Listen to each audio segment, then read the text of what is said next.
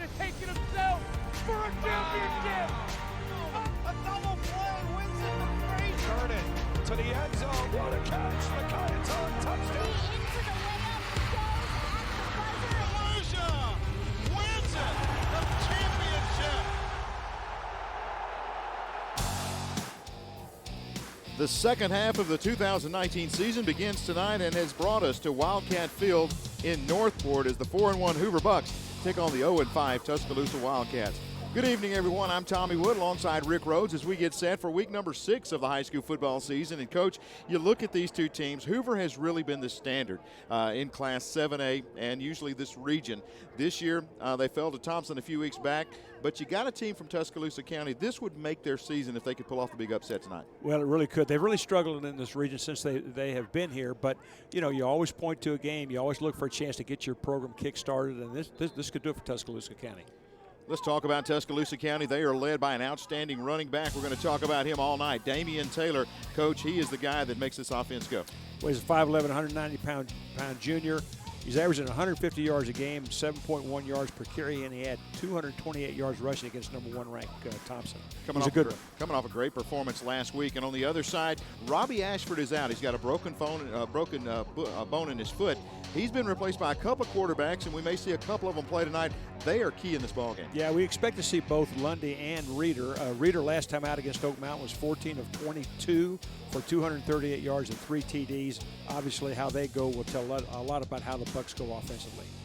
It is a very important game when you talk about the region race. Hoover trying to strengthen their position for the postseason, and the Wildcats trying to get things turned around, maybe make a run toward the postseason. Coach, let's talk about some of these keys to the ball game tonight. Well, Tommy, you summed it up pretty well. You know, for Hoover, you know, they want to focus on the Bucks. I mean, they want to play as well as they can play. They know that if they do that, they're going to win this game, and I'm sure Coach Dibble has told them upsets are fueled by mistakes. For Tuscaloosa County, I think it is imperative that they get off to a great start. And you know, if I was in charge of the game plan, I would run that running back, try to stay ahead of the change by down and distance. That's going to be very critical, and try to control that clock. We are moments away from kickoff. Should be a dandy tonight. Again, Hoover coming in ranked number 4 in Class 7A, taking on Tuscaloosa County on the Oxbow Foundation's Game of the Week.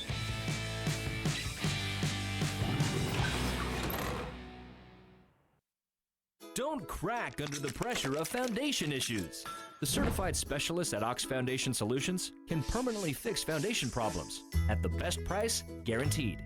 And did you know, moisture and unsafe air from your crawl space can infiltrate your home, causing health hazards and high utility bills. Ox Foundation Solutions has the best plan to keep your home safe. If you are experiencing any issues with your sidewalks, basement, crawl space, or foundation, get a free estimate from Ox Foundations.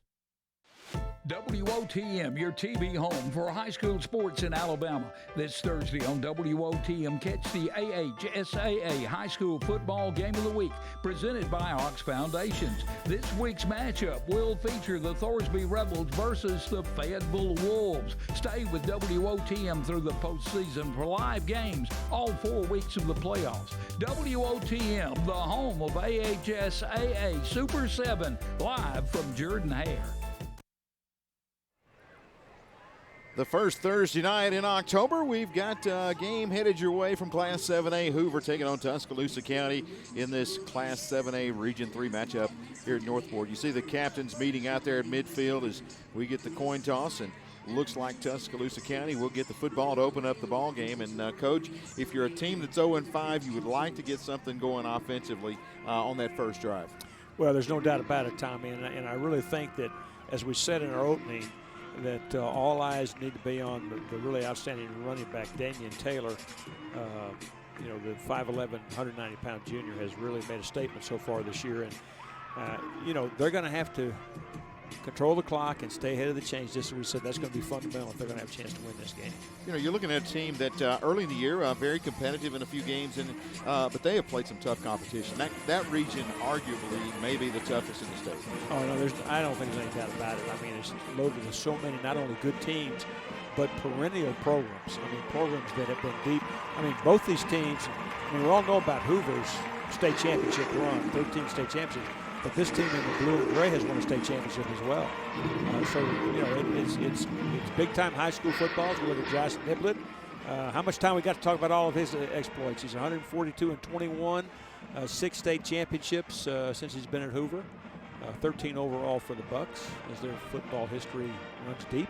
80% winning percentage. That's not too bad for a head football coach, and he gets it done for this Hoover team, and has really just built on the tradition that was started actually before he got there, but he keeps the Bucks at the top of the pack year in and year out. So on the other side, Coach Jay Todd, still coach learning his way around. His first season as a head coach, he's 0-5 on the year, but has spent a lot of time on sidelines, but his first time as a head coach. Yeah, he was defensive coordinator there last year. The son of a coach, he's been around football all his life, and he talked about that he wanted his team to get tougher in the offseason, and I think they've exhibited a good bit of that. They really just, I think, have got to learn to believe, but it's kind of like the chicken or the egg. Which comes first? You got to believe to have success. You got to have success to believe, and I know they'll come out and try to get a big upset tonight.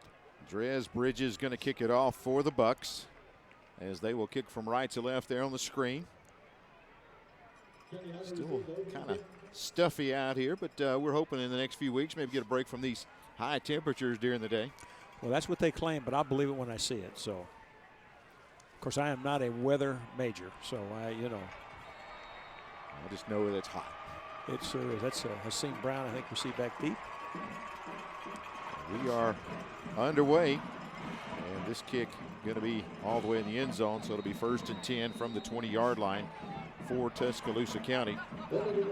Again, all eyes on Damian Taylor, but there's your quarterback, Connor White, 5'10", 170. He is a junior, and starting to learn his way a little bit around. And again, as you get to the midpoint of the season, these guys really starting to get into some type of rhythm, and hope that they can continue that here tonight for the Wildcats. Yeah, he's 32 for 60 on the year, 76 yards. He's thrown 3 TDs, but he's thrown 4 interceptions. Open up with 4 wide. You see 2 to each side. And as expected, first carry right up the middle. And not a lot of running room that time for Taylor. Let's take a look at the Tuscaloosa County offense, see if they can get something going behind Connor White and Damian Taylor. The guys up front, Turner, Zog, Reed, Clark, and Small, and the wide receivers of Williams, Jones, Harless, and Cade Roberts there in the slot. Speaking of Small, Gage Clark, the tackle comes in at a cool 6'4", 320. Not small at all. And Small is not small. He's 6'2", 6'3", 265. So let's see if they can get something going offensively here. First pass of the night, caught out to about the 26-yard line. Hauling that one in is going to be Harless.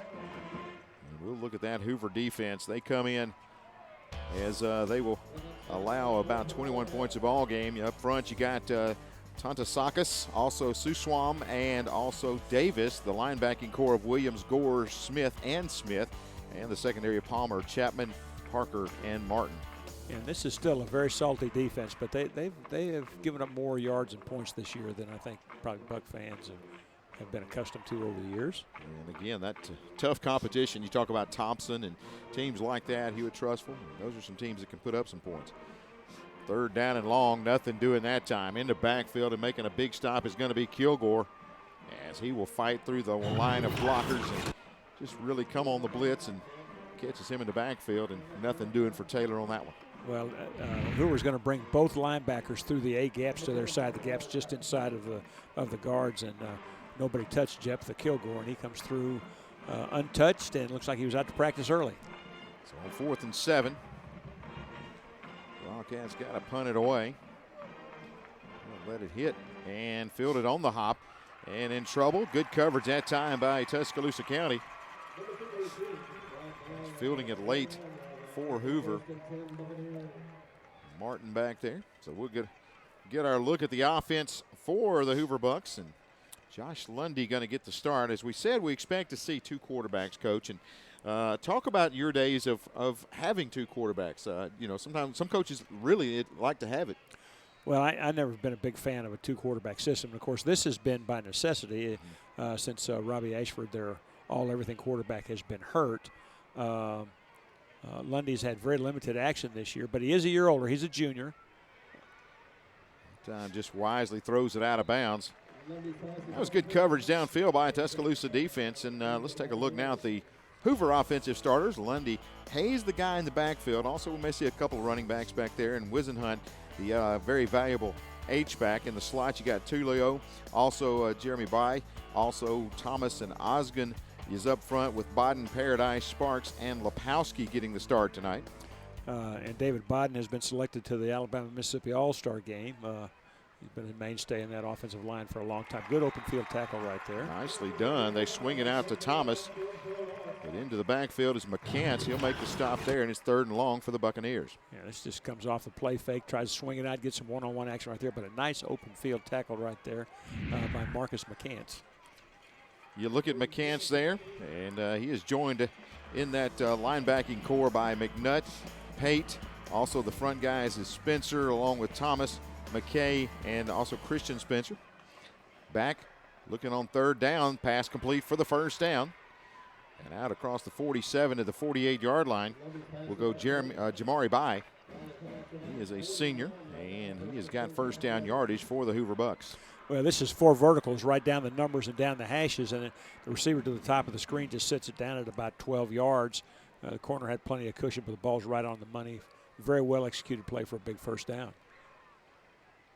1st down and 10, quick slant, and it's caught after a bobble.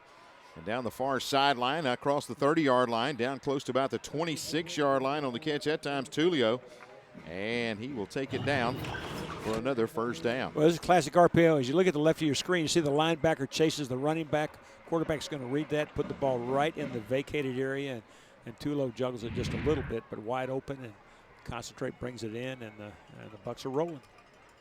He'll fake the pass, hand it off to Hayes. He'll find a couple down to about the 25-yard line. Hayes, a senior running back, is averaging right at 5.8 yards a carry. That's the best on their squad by average per carry. Empty the backfield, go with 5 wides. This time pass caught down to the 20, slipping through a tackle and down to the 15-yard line. That is Hayes again, and that looks to be good enough for a 1st down, and they enter the Metro Goals red zone.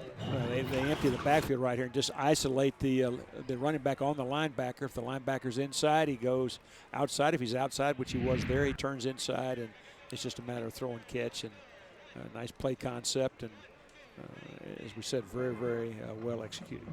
Of course, Metro Goals, located in Helena and specializing in manufacturing sports equipment for more than 40 years. From residential to parks and rec to school needs, you need to call Metro Goals, 205-664-0002.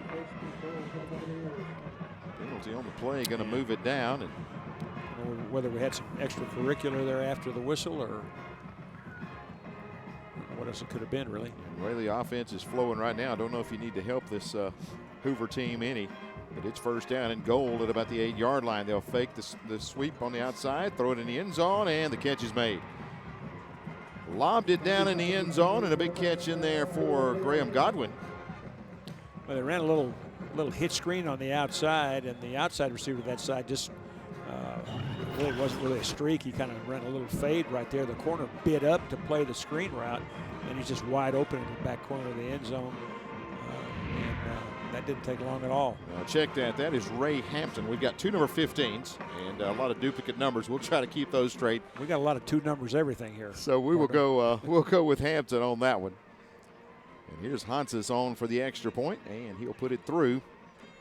And right down the field, the Bucks go and take a 7-0 lead over Tuscaloosa County. They mixed it up with the run and the pass, but that time, good drive. They fake the little screen on the outside and then break into the end zone. Pulling it in is going to be Hampton.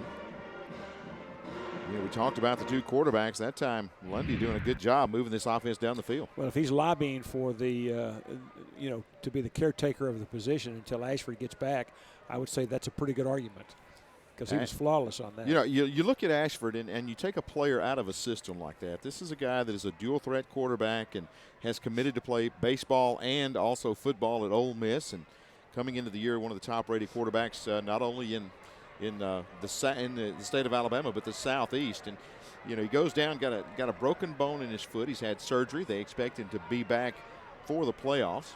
And again, Lundy with a good drive there. As you know, you plug a guy like Lundy in who could start at a lot of schools, and he comes in and does a good job there. It's a good look at Ashford, still with the little cart to pull around on.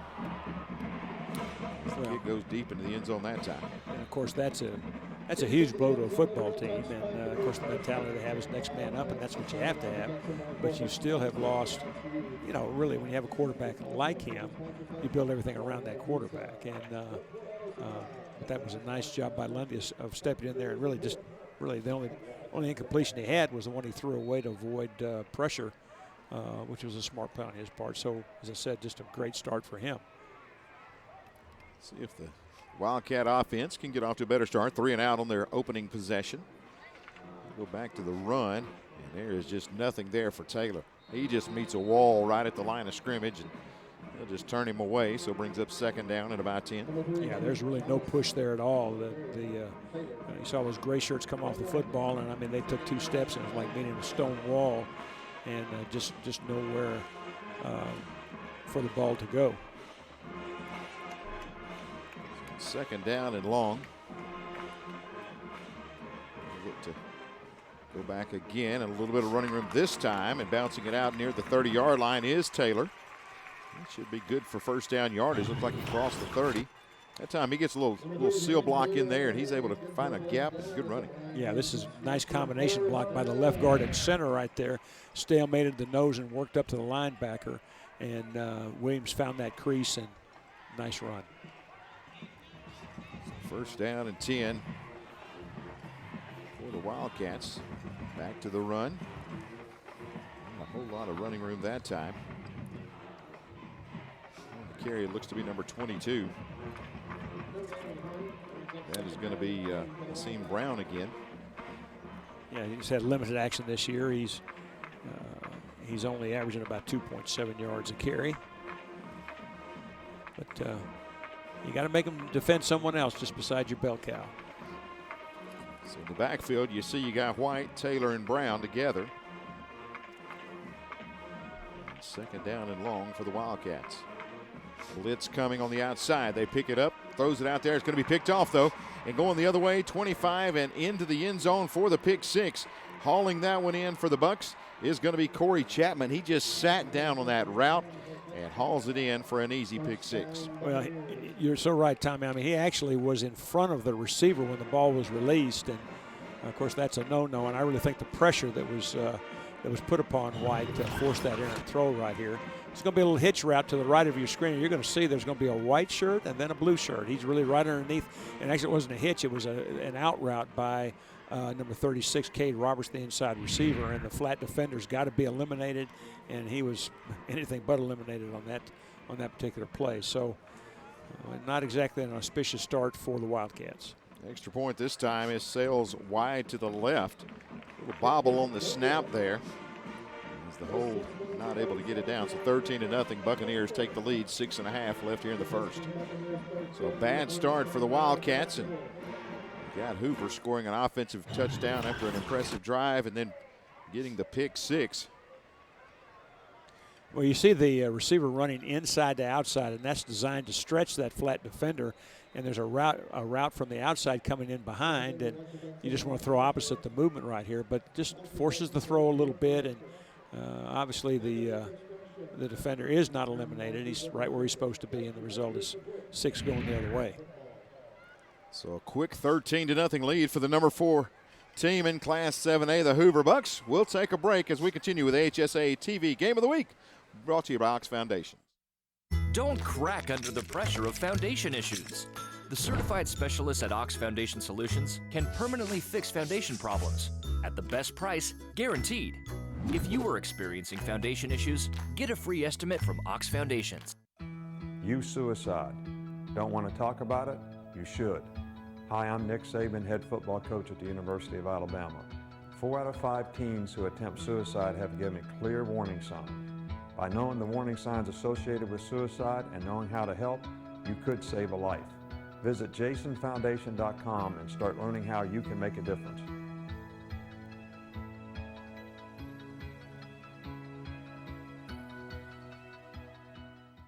things feeling a little uneven at home? Ox Foundation Solutions will fix your uneven concrete sidewalk, driveway, or basement in no time. Locally owned and accredited, Ox Foundation Solutions will come up with the right fix for you. Get a free estimate from Ox Foundations. Kickoff time for the Buccaneers. First two have sailed into the end zone. And this time a little short at about the 3-yard line. Chance to return it. And sliding down at about the 17-yard line, Cedric Williams. So now 1st and 10 from inside your 20-yard line for this Tuscaloosa County offense. Now look at Connor White, who's got to forget that last play and go on to the next one. And of course, the Wildcats need a drive. They need to, settle down a little bit, get some positive momentum going, and show some poise here. And of course, it's just a 2-score game. There's still lots of football left to play. As you said in the opening, Coach, try to get that running game going, so they'll give it again. But so far, nothing happening for Taylor. Again on that play, he's going to maybe struggle back to the line of scrimmage. But there, as you said, there's no push up front, and this Hoover defensive front is getting such penetration, there's nowhere to run the football. Yeah, they really are. And I'm not sure that maybe the Tuscaloosa County front might be a little bit confused. If you looked at the end of that last play, there were a bunch of white shirts that were all around the football, and the big guys up front in the gray and blue were actually all standing looking back at the pile. Mm-hmm. That's never a good sign.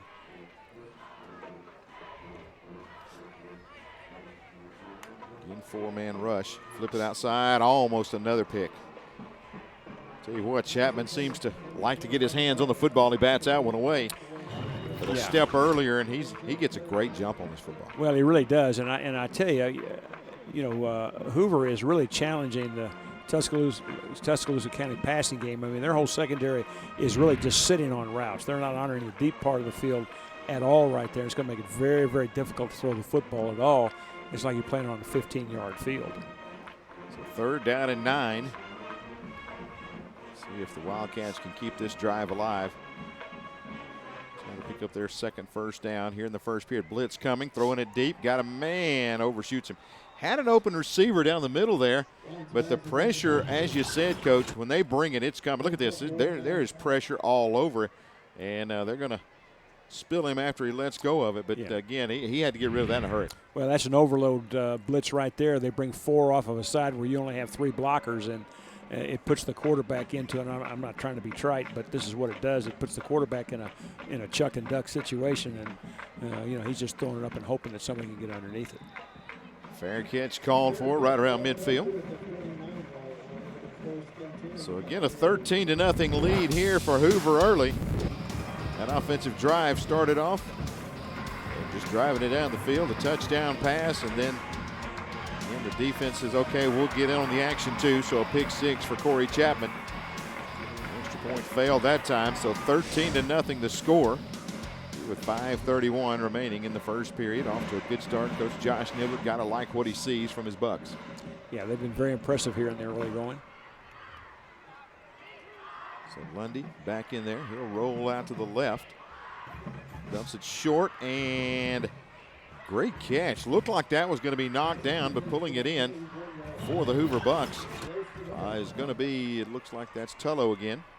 Yeah, it's a little boot action right here, and most teams will clear out with that outside receiver and run a crossing route, but operation that Hoover ran right there, it was a comeback by the outside receiver and nice concentration and a good throw on the run by Hoover's fine quarterback Josh Lundy. Now to the running game, 30-yard line, hammering his way down to the 26-yard line. That is going to be Betts Pauley, and he will pick up big yardage. Watch the cutback.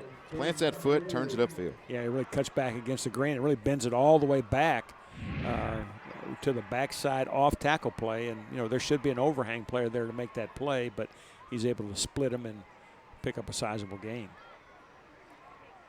So Hoover gets the passing game off to a good start. Now the running game. The defense hitting on all cylinders. Coach, been an impressive first period for the Bucks. Yeah, it really has. Go back to Pauley. Pauley scoots through about 3 tackles, takes it inside the 20 down to the 16-yard line. Back into the Metro Goals red zone, whether you're selecting a basketball goal for your own backyard or outfitting soccer fields for an entire school system. Investing in sports equipment from Metro Goals guarantees you top quality. Of course, every product that Metro Goals makes is carefully designed and solidly built from the finest materials. Metro Goals, way to go. 205-664-0002.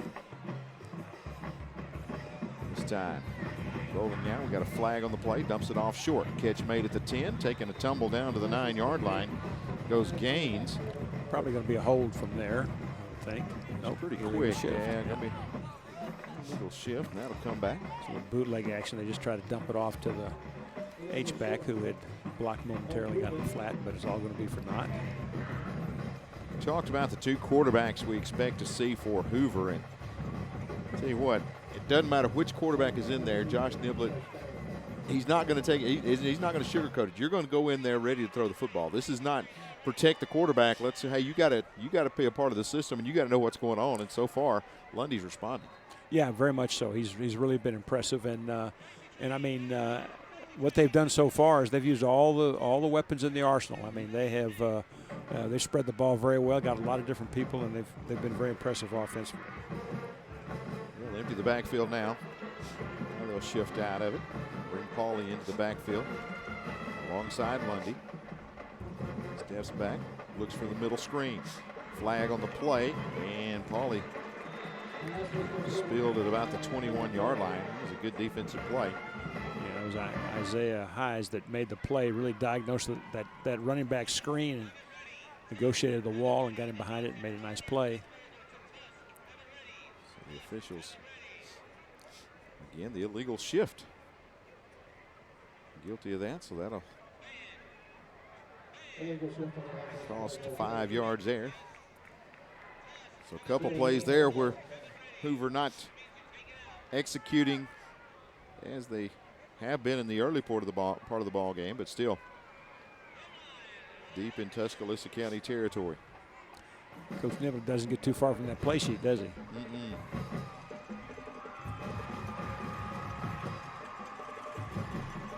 That's going to set up first down at about 15. They'll move it back to the 21-yard line again. Check it, first and 20 now.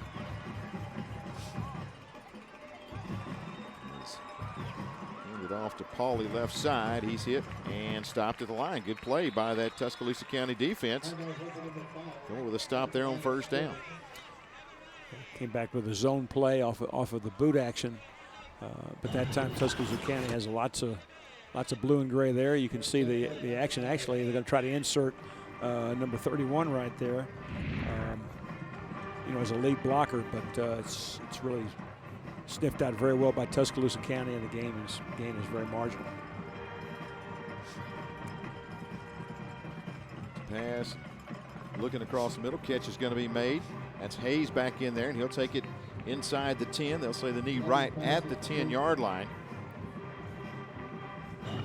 Time just let everybody clear out, dump it off to Hayes, and get him one-on-one with a linebacker, and he's able to shake loose in the first, but Tuscaloosa County able to respond, and I believe that you're going to see Tuscaloosa County stop and force a field goal opportunity right here. Looks like it's from about the 17-yard line, so we'll call it about a 27-yard kick now for Hanses, and from the near hash.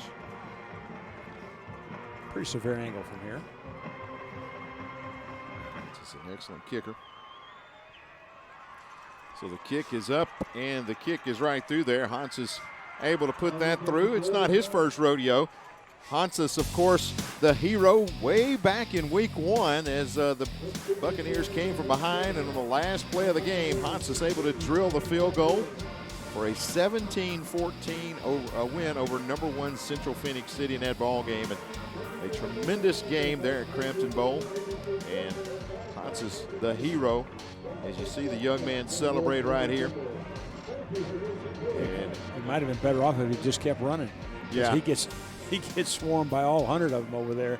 But, clutch kick, defending state champions, number 1 ranked Central Phoenix City at that time, and he put them away. That gives his last field goal, gives Hoover a 16-0 lead. Well, for Tuscaloosa County. Coach, what do you say to your team right now if you're still looking for your first win of the year? You've fallen behind the number 4 team in Class 7A 16-0. You really have not had a lot go right here early. What are some things you try to do here in this last 2 minutes of the first period to get your team back turned around and get them refocused? You know, you have to go back to some core beliefs of your program, some things that you've been harping on since day one that you're always going to, they're going to be your linchpins. You're going to go to those in good times and bad and all that right here. And I'm sure somewhere in there is, guys, we keep playing no matter what. We don't care what the score is. We know how good our opponent is, but we're a lot more concerned about ourselves than we are the opposition. So let's execute. Let's have no busted assignments. Let's come off the football and let's see if we can get something going. At some point, especially when you're struggling, you can't pay too much attention to the scoreboard. You just have to manage the game as best you can, get some first downs, and see if you can't get something going. Back to the running game, trying the left side this time. It's going to be Taylor. He may have about a half yard here. Well, and of course the Hoover defense knows who he is now. They're swarming. They're swarming him every time he gets the football. I watched the 2 safeties that time, and when the ball was given off, they were both downhill and running just as hard as they could to fill for the run. Well, they saw the numbers he put up last time against Thompson, and obviously fully aware of what number 3 can do, and they're just trying to get him off to a good start here for Tuscaloosa County. And Hoover really focusing their defensive effort on finding number 3. This time, pump fake, now going deep the other way and nobody home. Yeah, I think he just threw that away. He tried to run a little choice route to the 3 receiver side, but here again, both receivers sat down at about 4 yards. That doesn't threaten the secondary for Hoover at all. They just sit there and squat and look at the route. He's going to look to his right to a short route, but there's nothing there. And there's really no route to the backside at all. Just had to throw it away. That mental clock, he knows he's got to get rid of that football, and everything's starting to speed up right now as Hoover's defense starting to really take command of this ball game. So 3rd and long here. Look down the middle, catch is made, and that's a tough catch right at the 30-yard line. He's going to be just a little bit short. Big catch by Quay Jones. Well, they ran a little hitch route again with the inside receiver and ran a slant by the number 2 receiver right in behind him. Ball's a little bit high. Really nice concentration, good hands, but a well-thrown ball as well. Corey Chapman with a big stick there. Tell you what, he has had an impressive first period for sure. Absolutely. They're going to say he did pick up the first down, so they give him the 30-yard line, 1st down and 10. Well, excuse me, Tommy, let me go clean my glasses. So we'll go back to the running game, and caught in the backfield. Going to be Taylor. I think he may have gotten that half yard just on the toughness of the catch. That may very well be. That may very well be, and our vantage point isn't the best. I'm going to make an excuse now, so we could have had a different angle on it. Just a little offensive talk here. Unless you can force the defense to honor the deep ball first, it's much easier for the defense because they constrict the field and they keep everything in front of them without much effort. It's very difficult to get anything going. Final play of the first period coming up here. I believe Tuscaloosa County will let it expire, and Hoover off to a good start, leading 16-0 as they storm the field and then jump out a 16-0 lead here in the first. This is the AHSAA TV Game of the Week, brought to you by Ox Foundations.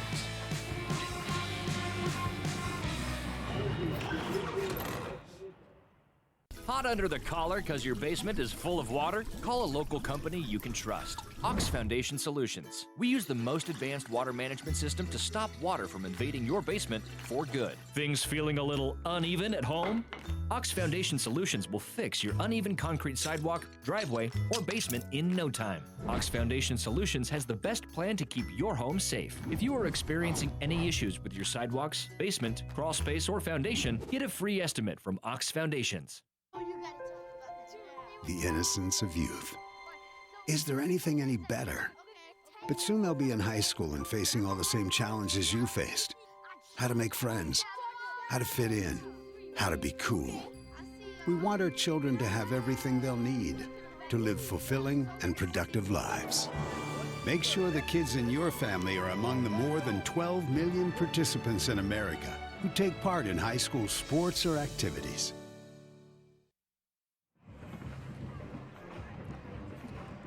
They'll go to Taylor. He'll try it. Good tough running that time. Yeah, you know, that's the thing. If he can get started, I think that he can really make something happen. But a flag on this play. You look at Taylor, and he's one of those, he needs a couple of steps, but once he gets full speed, he's really able to run through the arm tackles. Yeah, he's a powerful looking young man. He looks like he looks like very strong in the hips, and all those good backs out of that. Brings up second down. Long once again. Tuscaloosa County getting behind the chains here. Again, Taylor in the backfield along with Connor White. Both of these guys are juniors. Get a chance to come back, and here comes the blitz. They find it to Taylor. Taylor's got a gap. Taylor's got running room. He busted open. Midfield, 45. Taylor comes to the middle of the field. He breaks 2 tackles, and he will take it inside the 15-10 and go into the end zone. That's the way you turn it around. Wow. With an impressive run by Damian Taylor. Wow, what a run. You live by the blitz, you die by the blitz. And that time Hoover brought both linebackers into the A gap. But what's going to happen is that ball is going to go into the A gap on the other side. And you can see why this guy had 228 yards 2 weeks ago. Look at that move right there. I don't even know how to describe that one, Tommy. Yeah, I don't know. You got Chapman trying to get him up high, and he just shakes loose and goes into the end zone for the Tuscaloosa County touchdown. It's 16-6, and on for the extra point is going to be Alvarez. He will kick it up and kick it through, and all of a sudden Tuscaloosa County is back with an answer. It's 16-7. Impressive run right there. You know, he showed everything with the speed and also the power at the end of the run. Taylor, it's once he got in the open field, it's like he was not going to be denied till he found his way in the end zone. Now watch him gets another gear right here, and then this over the top. But first of all, he breaks that tackle down low, and look at him just negotiate that hand off of his helmet. I don't know if I've ever seen that before, Tommy. I don't know. He literally took that guy by the wrist and kept him from making a bulldog headlock. Good job by the county offensive line picking up that stun up front. And here again, watch him take that left hand of the defender and just rip it right off of him. That is good stuff. Watch the left hand right here. Watch the left hand. He's going to grab right there and take that off. No, sir. Is that? I mean, that's a judo move, isn't it? I think it is. I think he reacted well. It goes into the end zone. That is a great run by Taylor. Man, what a play. What a run. It's the Wildcats on the board here, 16-7. Early stages of the second period. And somebody woke up the crowd. That's right. A run like that will get you out of your seat for sure. Here's Alvarez with the kickoff. We'll see how Hoover responds and see if Tuscaloosa County can build on that. The squib kick. Fielded 30-yard line and chopped down at about the 29. Good coverage there as they are able to bring down Tullo. And now Tuscaloosa County trying to get something going. The defensive stop right here really gets them right back in this ball game. Yeah, it sure does. And I can't believe that that movement. Tommy, try to grab my head right there. Let me see I don't know if we could demonstrate. I mean, that. I can't do that sitting in my seat, let alone running as fast as I can. Again, watch the left hand right there. Now to know he takes that and rolls it around right there, and not only does he. It's a self-defense class waiting to happen right there. Great run. Tell you what, if football doesn't work out, he's got a great career as an action hero, but it looks like Hoover's going to answer. He will try the right side. That's Betts Pauley. Or check that, Hayes on the carry. I mean, that was something right out of the movies right there, partner. Watch this blocking up front. He just turns, and I mean, he is into the secondary like a hiccup and gets it out near midfield. Well, it looks like he was running behind that time Christian Ledbetter at 6'2", 365. And I imagine he can plow the road for you. And you look at Hayes, and he's easily says 205. He's more like 215. And now tucking it under is Lundy, and he'll get a couple of yards before he slides down. Meantime, nobody open downfield. And he's able to just get what he can and get down. Good job. 3, so 2nd and 7. Good job by the Tuscaloosa County defense to take away the throwing lanes and react back up to hold that scramble to marginal gain. Clock rolling with 10:22. in the first half. 3 wideouts go to the left. Lundy. A quick screen it on the outside. Catch is made. And picking up about 9 that time on the carry. After the is R.J. Hamilton. He'll haul it in. Hamilton just a freshman, by the way. Comes off that run fake again. And nice job, though, inside out. I want to say that may have been Phil Jackson that made that hit. And as you take a look at young number 80 right there, R.J. Hamilton, a very explosive guy, had 5 catches last time out for 2 TDs. He's already got a 48-yard punt return already this year as well, so he's got a very bright future. 3rd down and about a yard. Now a penalty against Tuscaloosa County. He's going to march it forward. And that is a big-time penalty against the Wildcats. Going to move it all the way inside the 30-yard line down to about the 26. That is a big penalty right there. And if you're the Wildcats, you got to keep your composure here because you're trying to make a run to get back in this thing, and you can't give up big penalties like that. But now you got the Wildcats on their heels a little bit. 1st down and 10 at the 26-yard line. Motion man, too low, turns around and goes back. Now back. Looking on the outside and going to be incomplete. Yeah, they ran a wheel with a motion man and then tried to squirt the running back out as a trail right behind the wheel route. It comes off the fake right there, and he's going to try to dump it right over that linebacker to the back. But I tell you, that negotiating, trying to throw over linebackers is a pretty risky business, and one that's full of fraught, I guess, to be poetic, I guess. Big Christian Spencer gets his paw up and knocks it down. You know, you always want to tell those young quarterbacks throw between linebackers, not over them.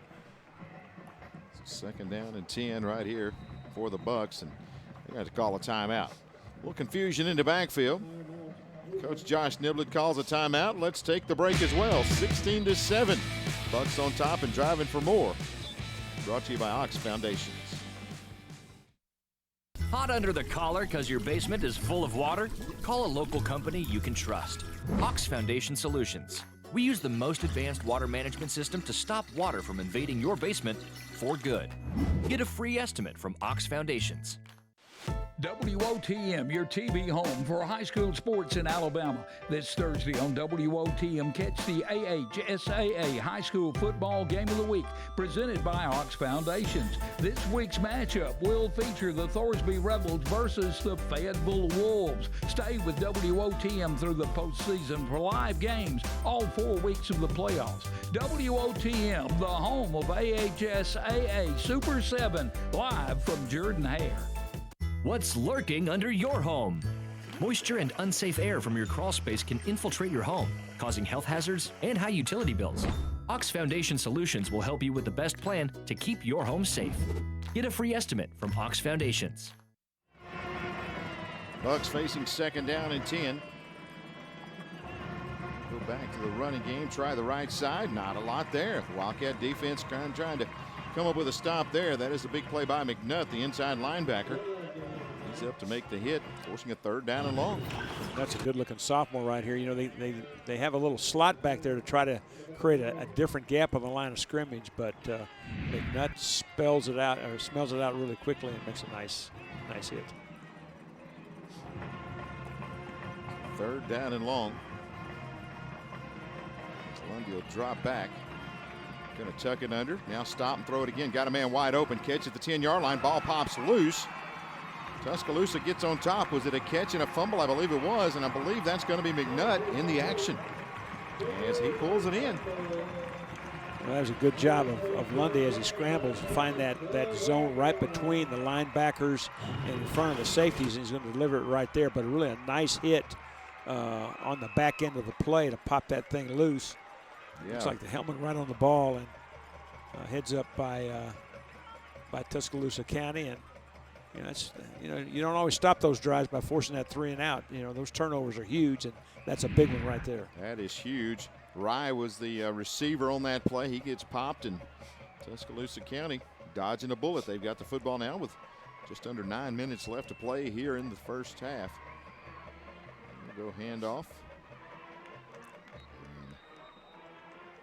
And to about the 15-yard line, and another stop in there.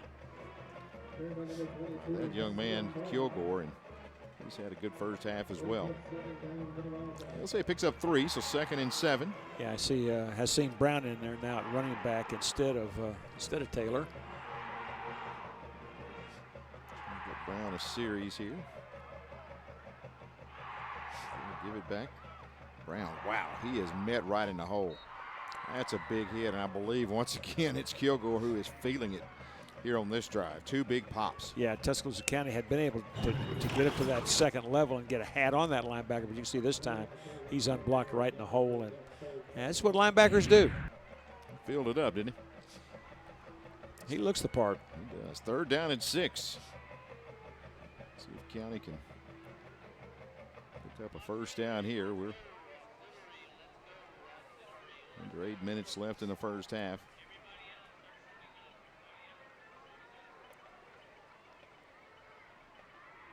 Throw, catch, out to about the 25-yard line. That is good for a first down. He throws it out here. The catch is made by Williams, and he's able to get the first down. So a good throw that time from Connor White. Yeah, really well-designed play. You know, it's an RPO. They faked the handoff to Taylor. Believe me, he's going to draw a crowd, and that linebacker goes with him, and the little slant route to the single receiver side is right on the money. Picks up a big first down for the Wildcats. First down and 10. Back to Taylor. Taylor running hard. He's across the 30. That's about the 32-yard line. Gain of about 7 on that play. Pretty good push this time, and you can see that. I mean, there's a lot of white shirts going backwards right there, and there's 1, 2, 3 hanging on, and Taylor running with even more authority right here, and momentum is changing just a little bit here, Tommy. That's right. 2nd down and 3 now for the Wildcats. Trying to put together a drive. They'll flip it on the outside. Williams catches, and he is drilled. That is a great play defensively by Martin. He comes up to make that pop. Well, 3rd and long. Yeah, you know, on the screen, what the corner wants to do is he wants to sit back and make sure there's no fake and then attack as hard as he can, and you can't do it much better than Cody Martin did right there. That's really a nice job by that young man. So 3rd down. Let's say forward progress leaves it for just 3rd and 3. Run the speed sweep. Williams cuts it up, got his first down and more. That's good, tough running by Williams. He will pick up another Tuscaloosa County first down. Of course, this little variation right here. Now he's running the speed sweep out of the slot, cuts back up inside, and picks up a big first down. Excuse me, I thought it was Taylor. That was Williams, the inside receiver. So 1st down and 10. Drive started deep in their own territory, and now Wildcats have moved it out to about the 38-yard line. There's Taylor. He'll find a gap as he will rumble all the way out to about the 45-yard line. That's a gain of another 7.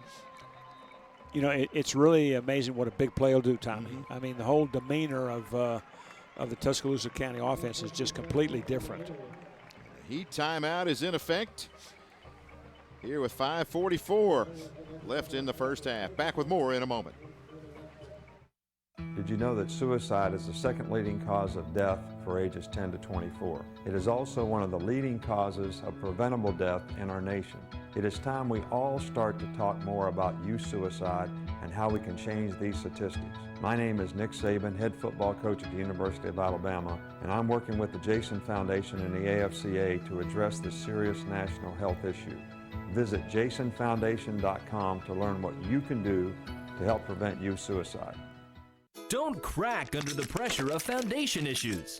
The certified specialists at Ox Foundation Solutions can permanently fix foundation problems at the best price guaranteed.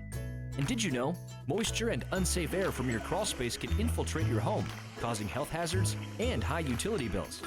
Ox Foundation Solutions has the best plan to keep your home safe. If you are experiencing any issues with your sidewalks, basement, crawl space, or foundation, get a free estimate from Ox Foundations. The momentum has shifted. See if Tuscaloosa County can rip off another first down. They'll go left side. It's going to be close to first down yardage. They depend on the spot over here. That time on the carry was Brown. I'm going to try it again. I think he's short. I think he's almost a yard short, but as we saw earlier, I'm not too accurate tonight, Tommy. Let's see, they will call it third and about a half yard. At least a half yard, maybe more like one. It's a big play right here, though. You got Hoover, and they're sensing that momentum shifting, and you go back to Taylor, and he's going to pick up the first down. He'll bring it out to about the 49-yard line, maybe closer to midfield. But, you know, this is the same Tuscaloosa County on the first couple of drives, Coach, that could not get any push up front. And then all of a sudden you're seeing Taylor, and he's getting 6 and 7 yards every time he touches the ball. Yeah, you know, they really looked a little bit timid and more on their heels, but that's changed. And, of course, an electrifying play will do that. And this game has really turned around. Movement that time on the interior. Time coming out of his stance, going to cost Tuscaloosa County 5 yards. It'll bring it to 1st and 15. That's the thing you do not want as a coach. When you got your offense moving the ball against a tough defense, you're starting to feel the momentum, and then a penalty like that really gets you behind the chains. Well, that's for sure. And I mean, you know that yardage has been hard to come by. You sure don't want to have to pick up an extra 5 for a big difference between 1st and 10 and 1st and 15. Hate to get that yardage twice, don't you? Absolutely. Off left side, not a lot there for Brown. He's spun down as he may have gotten maybe a half yard. Going to bring up 2nd down at about 15 now. Yeah, just nowhere to go. Really, just too many numbers over there, and not much push that time by the Tuscaloosa County offensive line. And as we get a real good look at Damian Taylor, who has certainly lived up to his advanced billing so far tonight. Really impressed with.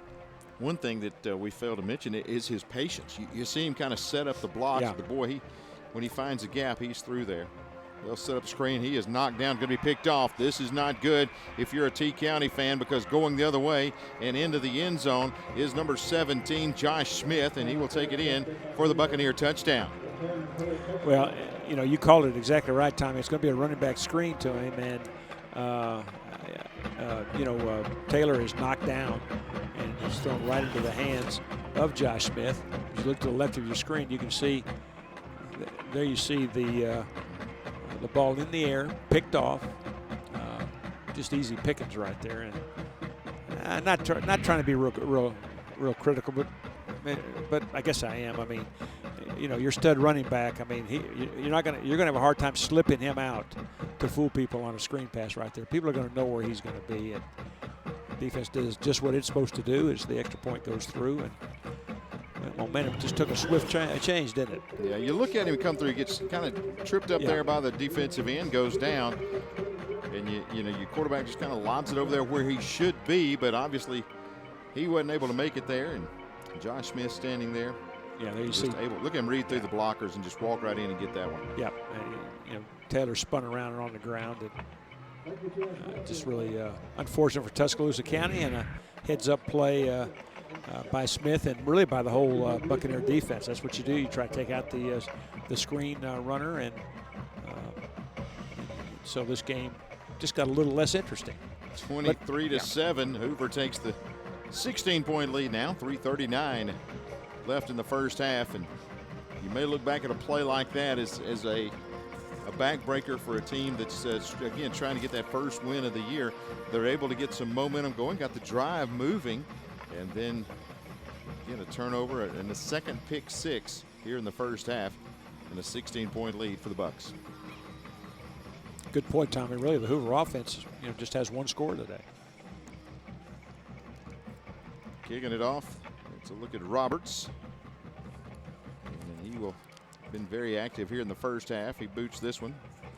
And it's going to be returned just about the 5-yard line. Trying to get a block is Williams. He is hit and driven to the turf at about the 21. Time he was popped on the other side. And that is going to be by Jacob Johnson, as he's up to make the hit. Good hustle by that young man. So here comes Lundy back out there. 2 pick 6s here in the first half, as we said. Has had some bright moments, but again, the first pick 6 just threw it into coverage. The last time, just kind of a tough break when your running back goes down. Well, I think here again, anytime you're trying to throw over people, I mean, even in screen passes, you've got to try to negotiate and find a lane to throw through. And that time wasn't able to do it and just kind of put it up for grabs. Good tough running again by guess who? That's going to be Taylor, and another good run on first down. Well, he has been a tough running back for this T County Wildcat squad. Fun to watch here in the first half.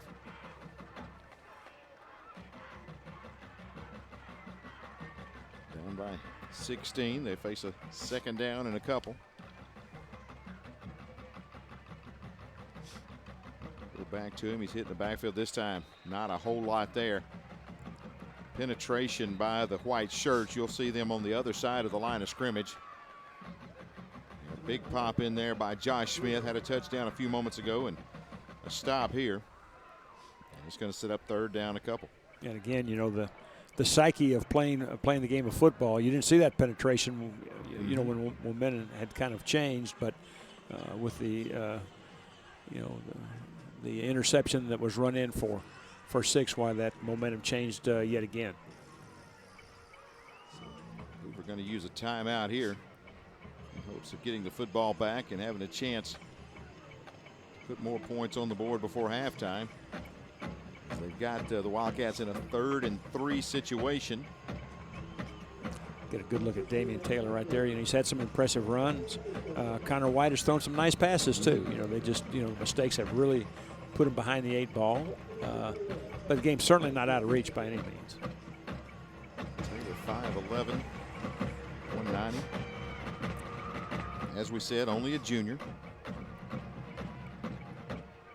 Big third down play right here. If you're Tuscaloosa County, you want to keep the football away from that Hoover offense. Keep your own drive alive. Speed sweep it coming near side, gets a block, cuts inside. I think that ball came out. Pop loose. Hoover says they have it. The officials will point, and they do say that the Buccaneers have the football. Coming out of there with it, guy that scored the first pick 6, Corey Chapman, as he's got the fumble recovery here. Yeah, this is a speed sweep again, and right when he turns up, feels like somebody knocks it right down the chute, straight down, and it looked like it might have been Corey Chapman that got it, which I think is what we said. One thing, he's having quite a night, isn't he? If you look at that, he starts changing hands with the football in traffic. Which is very dangerous. Yeah, I think you always want to try to keep the ball, outside, away from the defense, but when you put that ball away, you just got to keep it away. You can't. Trying to change the ball right there is ill-advised. You need both hands on at that point. Yeah. Once you get in traffic, you just got to keep it where it is. Hoover trying to go deep on the first play, throws it, and it's going to be picked off in the end zone. And I believe that's called throwing into coverage. Double coverage was there, and a big interception that time. Pulling it in is going to be Christian Davis. Tuscaloosa County turns the Bucks away. Yeah, that was Josh Lundy stepped up and tried to get it all, but you've got to eliminate that safety, and you can see there's going to be two blue and gray unis right there on the spot. You see the corners there, and the safety comes over, and a very nice interception by Christian Davis. He will haul it in and stop that drive, and here's T County with the ball at the 20-yard line. He won't like looking at that on film. That coverage right there. A lot of times after a turnover, you go for the big play, but that time it was just not there. Nowhere to put that football. I think he really thought that that he was going to trust his receiver to beat the corner one-on-one, but the safety just was too quick getting over. Good solid run right there. Also a combination of the receiver kind of slipping down there as well. Yep, so absolutely. One thing I like about Taylor is if there are 5 yards there available, he's going to get you about 5.5. Yeah, I'm not sure that it has to be available for him to get it actually. Yeah, that's true too. He's been impressive here in the first half. We can see why he's put up some numbers this season. They'll give it to him again. Hits once, twice, drives through a defender and picks up the first down. Taylor. 12 yards on this drive. You watch the leg drive right here. Well, you're going to watch. Yeah, excuse me, Tommy. Go ahead. Yeah, just hits and bounce off. Does pinball action, runs over one more defender and falls forward. Well, there's really an art to that. You notice he hits up in there.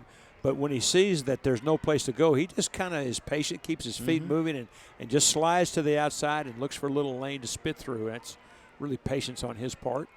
Going deep and overshooting his man that time. White looking out here for Williams. Yeah, it's really good coverage by Cody Martin. Tried to run the streak route, but Martin stride for stride with him and really gives him nowhere to go. Clock stops with 1:35 left here in the first half. Now 2nd down and 10 for the Wildcats.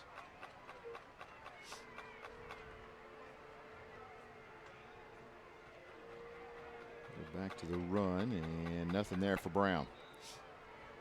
Took that handoff, and all of a sudden you got Smith. That's Aaron Smith and Josh Smith standing right there in your face mask. There's nowhere to run. If you look right to your screen, you're going to see there's going to be the linebacker and the edge player to that side for Hoover. Both of them unblocked. Nobody touched them, and that's going to lead to big trouble. And big Sam Susswam, the defensive lineman, was free there as well. So 3rd down and 11. Clock with a minute left. They need to be careful here. You may see them take a timeout here and run all the clock they can before using that timeout. Tuscaloosa County still has 3. And they'll do that right at 49.9 seconds left on the clock. 3rd and 11. Let's take the break. Bucks lead the Wildcats by 16. Back with more in a moment. Don't crack under the pressure of foundation issues. The certified specialists at Ox Foundation Solutions can permanently fix foundation problems at the best price guaranteed. And did you know, moisture and unsafe air from your crawl space can infiltrate your home, causing health hazards and high utility bills. Ox Foundation Solutions has the best plan to keep your home safe. If you are experiencing any issues with your sidewalks, basement, crawl space, or foundation, get a free estimate from Ox Foundations. WOTM, your TV home for high school sports in Alabama. This Thursday on WOTM, catch the AHSAA High School Football Game of the Week, presented by Ox Foundations. This week's matchup will feature the Thorsby Rebels versus the Fayetteville Wolves. Stay with WOTM through the postseason for live games all 4 weeks of the playoffs. WOTM, the home of AHSAA Super 7, live from Jordan Hare. Big 3rd and 11 right now for the Wildcats. Would love to keep possession here in the final minute of the first half and not give the football back to Hoover, which you see there leads by 16. And confusion again. And Coach Todd not exactly thrilled over on the sideline to have to use another one. Going to be close. I don't know that if they looking out there to see, but yeah, it looks like they did get that last time or their second time out here in the first half. But Coach Todd on the sideline, very demonstrative. I'll get it right in a minute, as he was fired up with that one. So the Wildcats now face 3rd down and 11. They'll come back out again.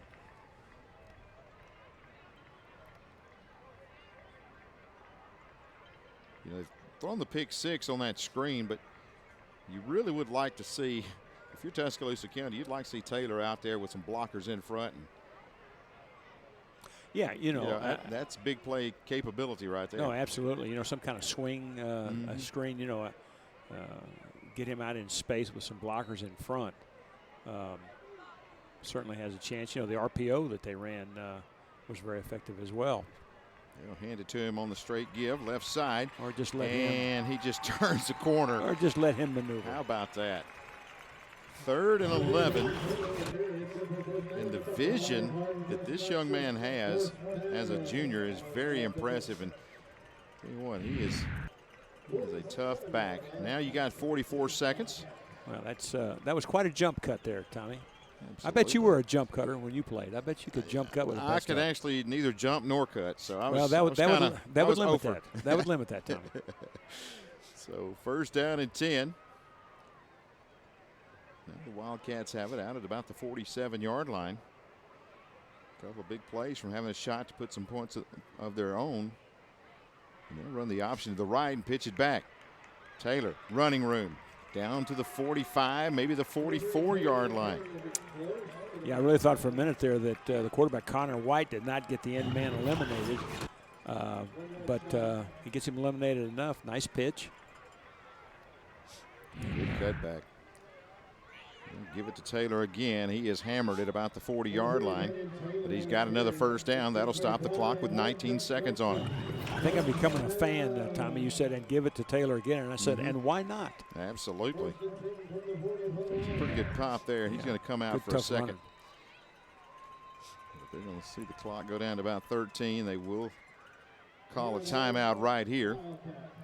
Try to set up a play or two here from the 40-yard line. See if they can get a little closer. Maybe have a shot at the field goal. This is the AHSAA TV Game of the Week, brought to you by Ox Foundations. Don't crack under the pressure of foundation issues.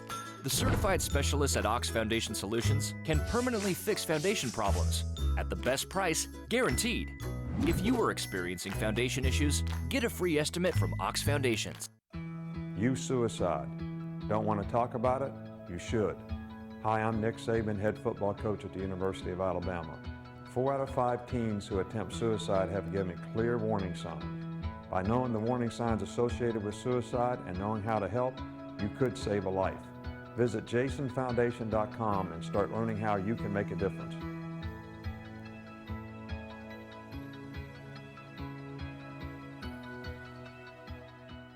Things feeling a little uneven at home? Ox Foundation Solutions will fix your uneven concrete sidewalk, driveway, or basement in no time. Locally owned and accredited, Ox Foundation Solutions will come up with the right fix for you. Get a free estimate from Ox Foundations. While we're away, big defensive play that time by Martin as right here you see White throws it into double coverage again. Lucky to get that one back, and it's 8.7 seconds left on the clock here in the first half. Yeah, again, Hoover just sitting on the routes. They tried to run a little flood route off the sprint out, but just too many white shirts. And as you can see that Hoover's closest man in their under coverage is 9 yards off the ball. You know what that coverage is called, Tommy? That's called sticks. Line up as deep as the sticks. Well, it's working. Good catch there, stepping out of bounds. Pass completed out there to Harless. He's short of the first down. Well, you need to take a shot now. Yeah, 4.8 seconds, and this may be your final opportunity here in the first half. Let me see what kind of arm White's got, if he can give his receiver a chance in the end zone here. 3rd and 5. Brown in the backfield with White.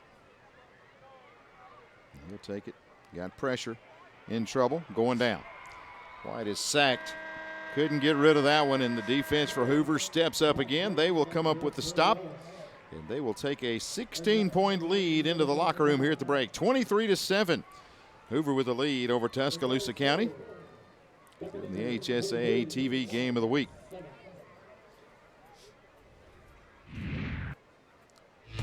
Big run by Taylor. Got Tuscaloosa County on the board, but it's not enough here at halftime. Back with more in just a moment.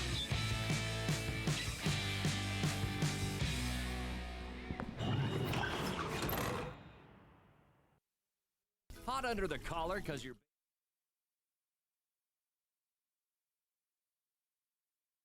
most advanced water management system to stop water from invading your basement for good. Things feeling a little uneven at home?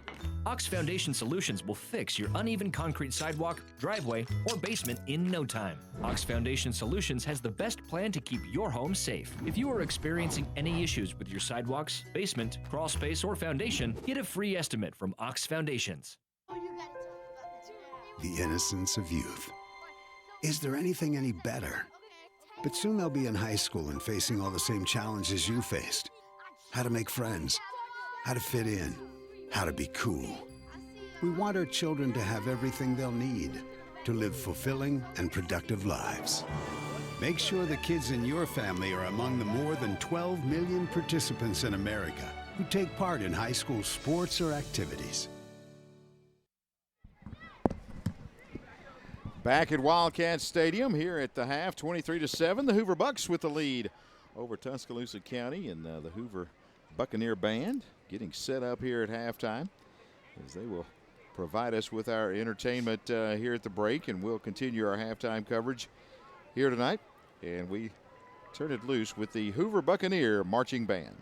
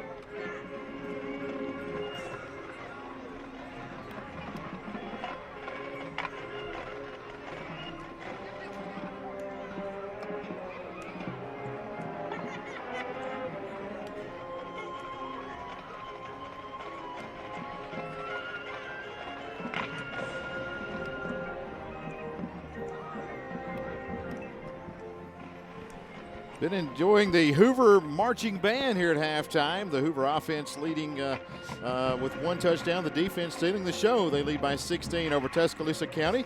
As we continue our halftime report in just a moment here on the AHSAA TV Game of the Week.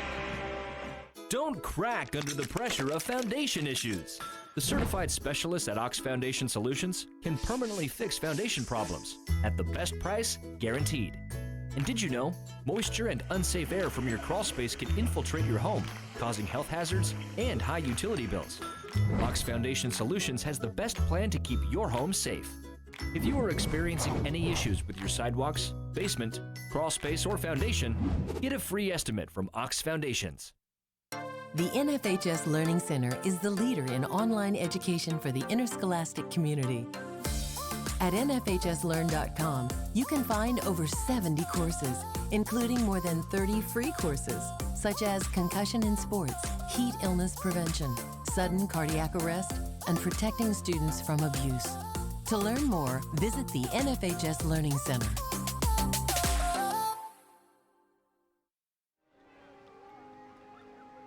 (23-7) here at halftime as we are again checking out the Hoover Marching Band. A new program beginning this week with John Holder, as he had a chance to sit down with Jamie Lee as they discuss the Alabama-Mississippi All-Star Game, plus a lot of other things coming your way on the AHSAA today. Welcome back into the AHSAA Weekly. We are going to go now to Montgomery to the AHSAA headquarters. We're going to speak with someone that you're going to get to know very well over the coming year here on AHSAA Weekly. That is Jamie Lee. He is the director of the Alabama High School Athletic Directors and Coaches Association. Jamie, good evening. Glad to have you with us here on the AHSAA Weekly. Good afternoon, John. Thanks for having me. Looking forward to being here with you throughout the course of the year. Well, we've got a couple of things we want to cover with you this week. First and foremost is we're just a couple of weeks away from a very important deadline as pertaining to the AHSAA Hall of Fame. Tell us about that. That's right. October the 15th is our Hall of Fame deadline. So the Alabama High School State Hall of Fame deadline. We want to remind all of our schools, all of our members to go online, go to our website, pull that Hall of Fame information and fill it out and get it to us. I'm sure we got plenty of worthy candidates out there, but 2 weeks, October the 15th is our deadline for the Hall of Fame. So if folks want to make that, if they want to have a nomination in for eligibility for the selection that will take place at the banquet in March, they only have really about 2 weeks, correct? That's correct. And there's plenty of information online. If they'll just go online, look for the Hall of Fame tab, there's plenty of information on there to get all the requirements, everything they need. Just get it to us, send it to us, and we'll take care of it from there. Another big event that's coming up is the annual Alabama-Mississippi All-Star Classic coming up. That will be in December at M.M. Roberts Stadium on the campus of the University of Southern Mississippi in Hattiesburg, Mississippi. And you've got some big news tonight as pertaining to the Alabama side of the Alabama-Mississippi All-Star Classic football game. Tell us about that. Yeah, we are very excited to be able to release our team, announce the team for the 33rd annual Alabama-Mississippi football game. We feel like we've got a great team. Our committee did a great job of working towards selecting the best players we can and get those guys playing in this game. And so we're very excited to be able to release those names tonight. Tell us about quickly about the selection process and how that's determined. Well, first of all, we had over 200 students, all seniors, nominated throughout the state. We rely on our coaches. All of our coaches have to go online and submit the paperwork and get their information in for all their worthy candidates. And then our committee has a daunting task to narrow that field down to just 40. Our agreement with Mississippi is that we bring 40 players to compete in this game. So like I said, from a little over 200 down to 40 is a tough task, but our committee did a great job, and looking forward to being able to release this team and seeing these guys play.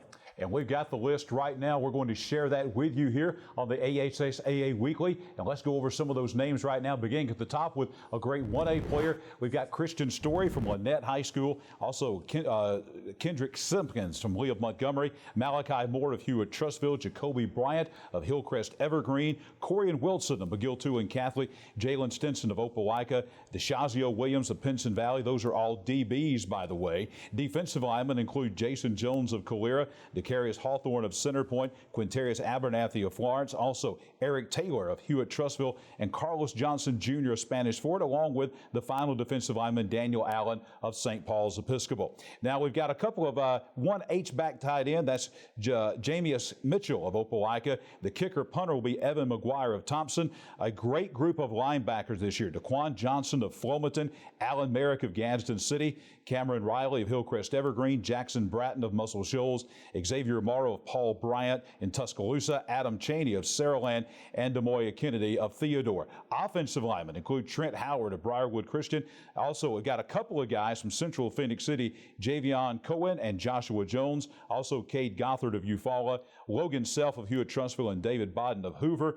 Also, Zach Taylor of James Clemens and Brady Wilson of Spanish Fort. Two quarterbacks, Robbie Ashford from Hoover and also Logan Smothers of Muscle Shoals. Running backs are phenomenal. Roydell Williams of Hueytown, CJ Carlos Evans of McGill-Tulane Catholic, and Jordan Ingram of St. Paul's Episcopal. The tight end is Eric Shaw of Reeltown. And then, of course, a great group of wide receivers. Those great group of wide receivers include Jamichael Thompson of Clay Chalkville and Keontae Johnson of Pinson Valley. And I know, Coach, you also want to talk about the coaching staff led by the head coach this year from Spain Park, Sean Rainey.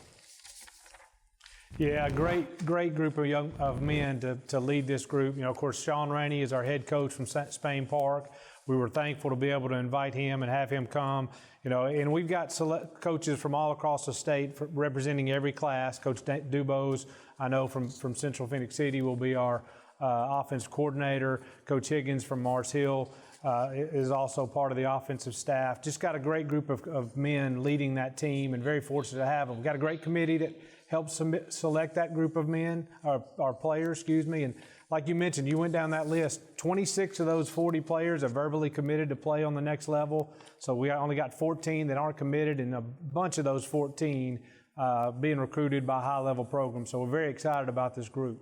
And the game again will be December 14th. That's a Saturday on the campus of the University of Southern Mississippi in Hattiesburg at M.M. Roberts Stadium. Jamie, we know we're going to hear a lot from you throughout the 2019-2020 school year. Thanks for being with us tonight here on the AHSAA Weekly. Thanks again for having me, and we'll look forward to talking to you again soon. And our very own Michael Giddens was able to catch up with the head coach of the Alabama team this year, Spain Park head coach Sean Rainey. Today we want to talk about some big news where Coach Rainey has been announced as head coach of the Alabama All-Stars for the Alabama-Mississippi All-Star game. That game will take place on December the 14th in Hattiesburg, Mississippi. Coach Rainey, can you just talk about your past experience as an Alabama All-Star coach? Yes, it's a huge honor to get when I got the call from Jamie. Very excited. I've coached in this game the past 2 times. I was a defense coordinator with Jamie DeBose as a head coach and Josh Niblett as head coach. So it's an unbelievable week. You get to spend some time with some of the best players, not only in our state but in the country, and very well represented with the state, how they organize it, and it's just a lot of fun.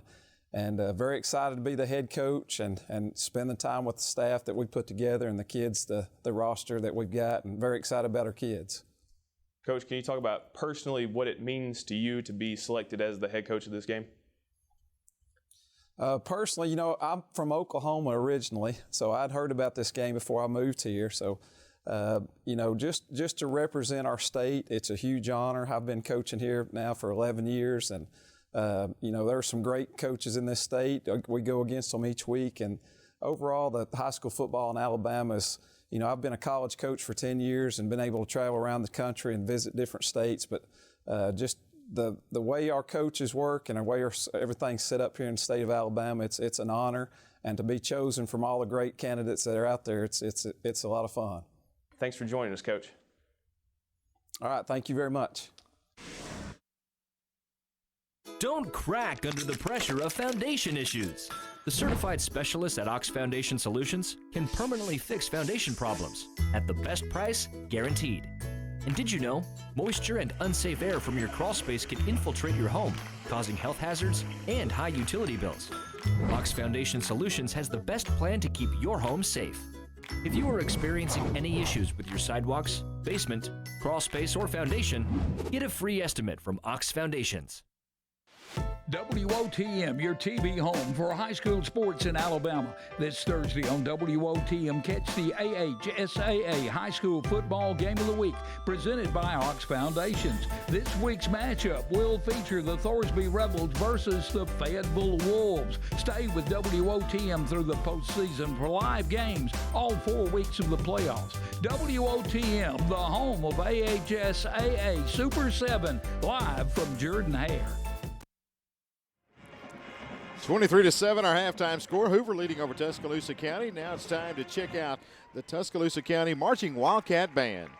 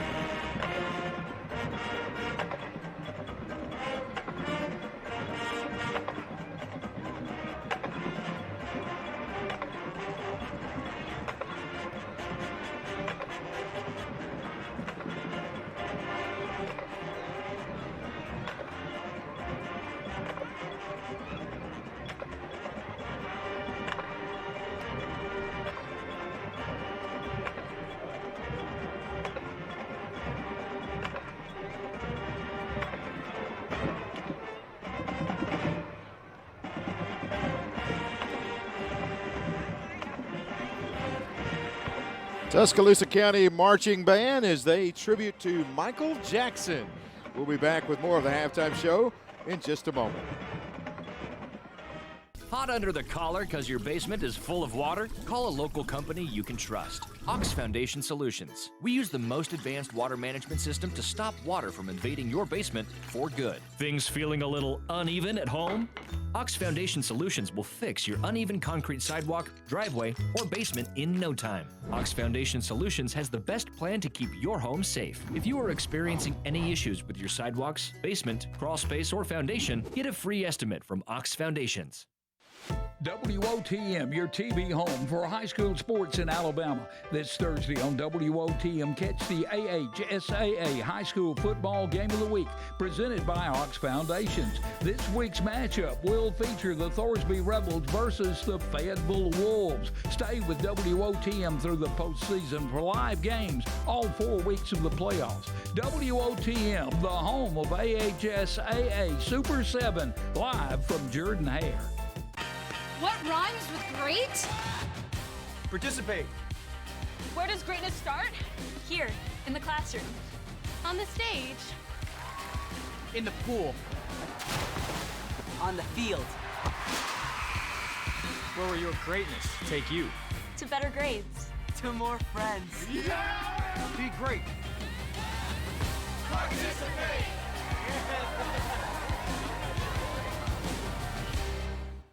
Did you know that suicide is the second leading cause of death for ages 10 to 24? It is also one of the leading causes of preventable death in our nation.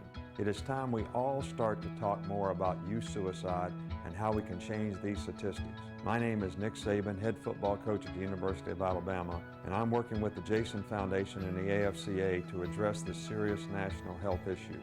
Visit jasonfoundation.com to learn what you can do to help prevent youth suicide.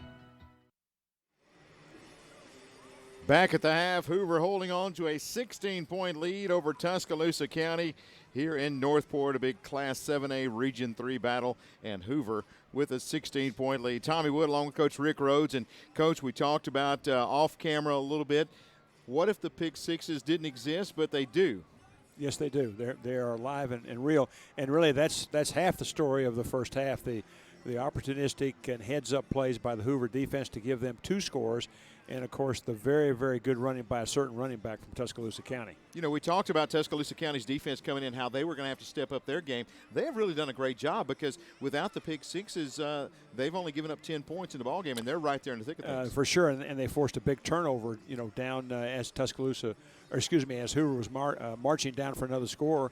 They knocked it loose and got a turnover. And, of course, the offensive story has been Damian Taylor. I mean, he had the spectacular run that kind of seemed to change the momentum. I think we're going to see it here in just a couple of plays. But Hoover a big favorite in this game, certainly for good reason, but Tuscaloosa County has given a good account of themselves. You just see the score off of the screen and go right here. And there's the first pick six.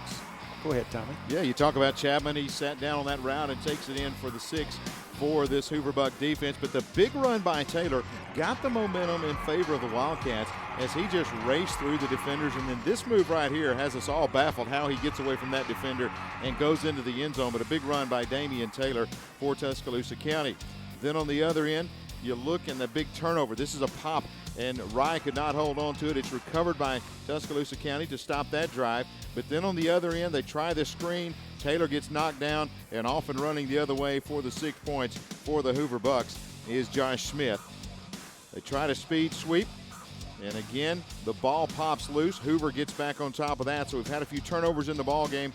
But you look and you see this late pass in double coverage, something you don't want to see if you're the offensive coordinator for the Hoover Bucks, but a big turnover there toward the end of the first half, and that kept our score at 23-7. Good look there at Coach Josh Niblett as he has met with his teams there at the break and tried to get both sides of the ball. And we talked about the offense. We've not seen a lot of offense out of Hoover, but they've not been on the field that much. Well, you've got to remember they've lost at least 2 series because of the turnovers, and that's anywhere from 8 to who knows how many plays. You get a couple 15-play drives there. That's 20, 30 plays right there. But, Hoover, a good first half for them. But I think Coach has got to be very pleased with the way that the Tuscaloosa County team has fought and hung in there. Looked for a little bit in the first quarter that it was going to be all Hoover, but Tuscaloosa County came back, fed off the big run. And we still have us a football game. And that's things you can build on. I mean, if you're a coach, you like to see your team not give up. And you and I talked about what do you tell your team that's 0-5 and you're down by 16 early, and you said, hey, keep fighting. And that's pretty much what they've done. Absolutely. And it's still right in the ball game. Yeah, there's no question. I mean, this is a 2-score game. It's still anybody's football game. And of course, this would be a super win for Tuscaloosa County if they could pull it off. And of course, this is a region game, so it's important to both teams. As we said, 16 points early, and that's the difference here at the half, 23-7. Hoover with the advantage, and they'll get the football here to open up the second half. Returnable kickoff out to the 25-yard line, spinning it to 30, and then pop there. That's a big hit on kickoff coverage on the return for Hoover. Again, that freshman R.J. Hamilton, as he is popped by number 47 for Tuscaloosa County, Justin Gilmore. I got a feeling we're going to learn a lot about him over the years to come, as he already appears to have one of those gears that'll get him extra yardage. As I said earlier, already a 48-yard punt return this year. And you don't see a lot of freshmen in the lineup for Hoover. You don't see a lot of freshmen at this level for sure anywhere. And that's a tribute to his work ethic and his athletic ability. So here comes Lundy. Back with that Hoover offense. As he'll give it on the first play. Out across the 30 to the 31-yard line is Williams. Or check that. That is not Williams. That is Anthony Hayes on the carry. Tough going there. Just a marginal gain. Good stiff defense by the left side of the Tuscaloosa County defense. And good look there at Jace McNutt. Coaches always preach about the first few minutes of the second half setting the tone in the ball game. And Hoover's going to go to the air here. Out across the 40, 43-yard line. That's first down yardage. Jeremy By. Yeah, they're giving him plenty of room over on that side. This is just the hitch. The The flat defender is tucked inside. The corner, as you can see, is very, very soft right there. That's easy pickings. So first down and 10. There's the Bucks. A little bunch set over there to the left. They'll give it to the right, and here's running room for Hayes. Midfield, bowls over a defender into Tuscaloosa County territory. They'll move it down to the 44-yard line. Well, watch the right side of the Hoover offensive line. They just cave in the left side of the Tuscaloosa County defense, and it's just a wall of white over there. A good, tough runner to pick up big first down. On that, it looked like the power set was to the left, and they ran back to the weak side. Is that pretty much they pretty much got Tuscaloosa County to shift to the outside? Yeah, you know, numbers just back over to the weak side, and the right guard and right tackle do a great job of just walling that thing off to the inside. Same looking play here. And almost the same result, out to the 40-yard line, and looks like he made it after the tumble to about the, they put him right on the 40-yard line. Yeah, it looked like number 30, Austin Pate, the edge player for Tuscaloosa County, was unblocked, but he got tucked inside too far and just got outrun to the edge. Second down. Opening possession of the second half for Hoover. They'll face 2nd and 6 here. Back to pass as Lundy got pressure late and going to have to throw it away. That time corner blitz was coming. Lundy with nowhere to throw the football and finally just has to throw it out of bounds. You see the guy from the outside, and Lundy saw him early, knew he was coming, and then finally said, hey, I still don't have time, so he just had to throw it away. Yeah, the pattern just never developed, and there was no check down receiver to the backside. For a minute, I thought he was trying to draw the defense up and throw a little throwback screen, but nevertheless, nothing was there, and the ball has to be thrown away. Penalty on the play, yeah, as we look back here. An ineligible man downfield. And they're going to decline that and take it to 3rd down. And then illegal forward pass. And that's going to be loss of down. So it's going to be 3rd down and long now for Hoover. I guess they're saying in the pocket and no eligible receiver around. Leave it 3rd down. Looks like they need to get about 6. So still 3rd and 6. Yeah, you had 2 penalties. Well, you had 2 penalties against Hoover, so now they got it. They had not marked anything off. They had just let it sit there, and they accepted the second one. So they move it back 5 yards, makes it 3rd and 11. So they're going to call that intentional grounding instead of illegal forward pass. So 3rd and 11 now. After all that, we get it all sorted out. Lundy sends Hayes to the boundary, then flips it out there. Catch is made, and he's going to be dropped shy of the 1st down. Just swing it out to him, and he'll take it to the 40-yard line. Going to leave 4th down, about 5. That's always a dangerous pass when that ball hangs in the air that long and the ball is thrown that close to the line of scrimmage. You really don't give your back any time after he catches the ball to square his shoulders and make a cut. And very difficult to run with the ball after the catch, which is what you want off that right there. And the result is not much yardage gained. It brings up this 4th down. And Bucks are going to go for it here. They keep the offense on the field at the 39-yard line, and they will snap it back to Lundy. Little crossing pattern's not there. The second man is. Delivers a great pass to the 25 and down to the 21-yard line. Jamari Bai, as he will take it deep into Tuscaloosa County. You look there looking for the crossing route. It's not there, but Bai settles in behind him. And as he finds him, Bai will take it to about the 21. Yeah, it's a little mesh route. Short side to strong side to short side. Wide side of the field guy was on top, and linebacker bites underneath, and well executed, a big 1st down for Hoover. Back to Pauly, and he'll take it down to the 15-yard line. That's good for the Metro Goals red zone. Of course, since 1973, Metro Goals has been installing sports equipment throughout the state of Alabama. No matter what you're looking for, from basketball goals to soccer goals, maybe some football goal post. Check out Metro Goals. Call them at 205-664-0002. 2nd down and 3 for Hoover. Put it at about the 15-yard line. Back to Pauly. Pauly bouncing off defenders. Pauly fighting through defenders. And Pauly moving the pile inside the 5-yard line down to about 3. Yeah, that time Hoover's going to pull the right side of their offensive line and lead the way through.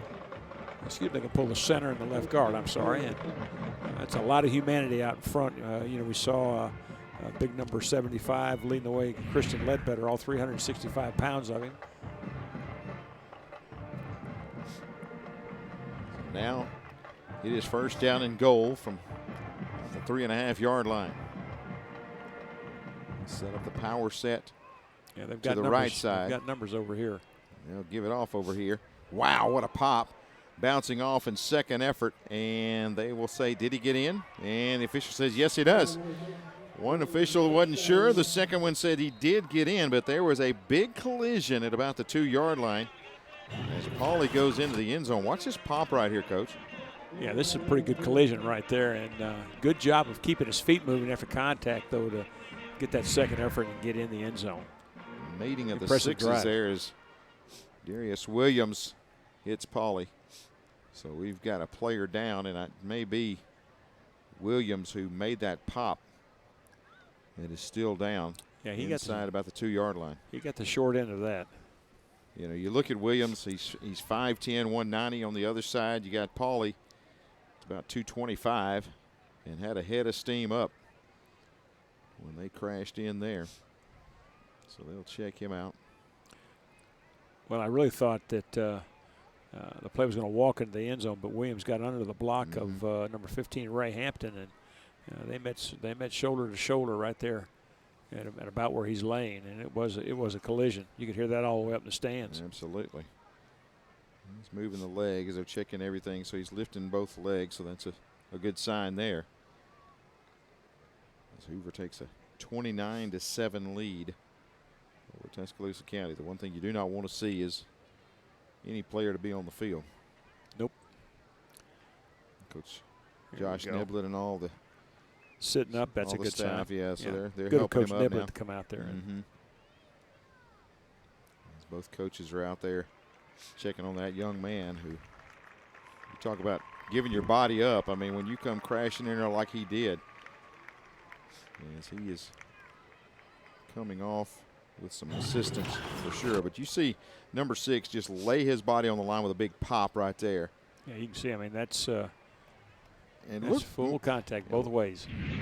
Looked like more of a shoulder. It didn't look like he used any kind of crown of the helmet. It looked like a good clean hit by Yeah, and the way they're supporting him, it could be just what you said, Tom. It could be that shoulder.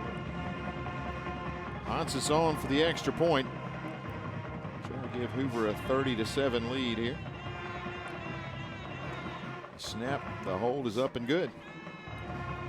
So 8:41 left here in the third, and Hoover extends the lead to 30-7. Let's take a break. When we come back, we'll see that Tuscaloosa County offense as we continue our coverage of Tuscaloosa County and Hoover. Don't crack under the pressure of foundation issues. The certified specialists at Ox Foundation Solutions can permanently fix foundation problems at the best price guaranteed. And did you know, moisture and unsafe air from your crawl space can infiltrate your home, causing health hazards and high utility bills. Ox Foundation Solutions has the best plan to keep your home safe. If you are experiencing any issues with your sidewalks, basement, crawl space, or foundation, get a free estimate from Ox Foundations.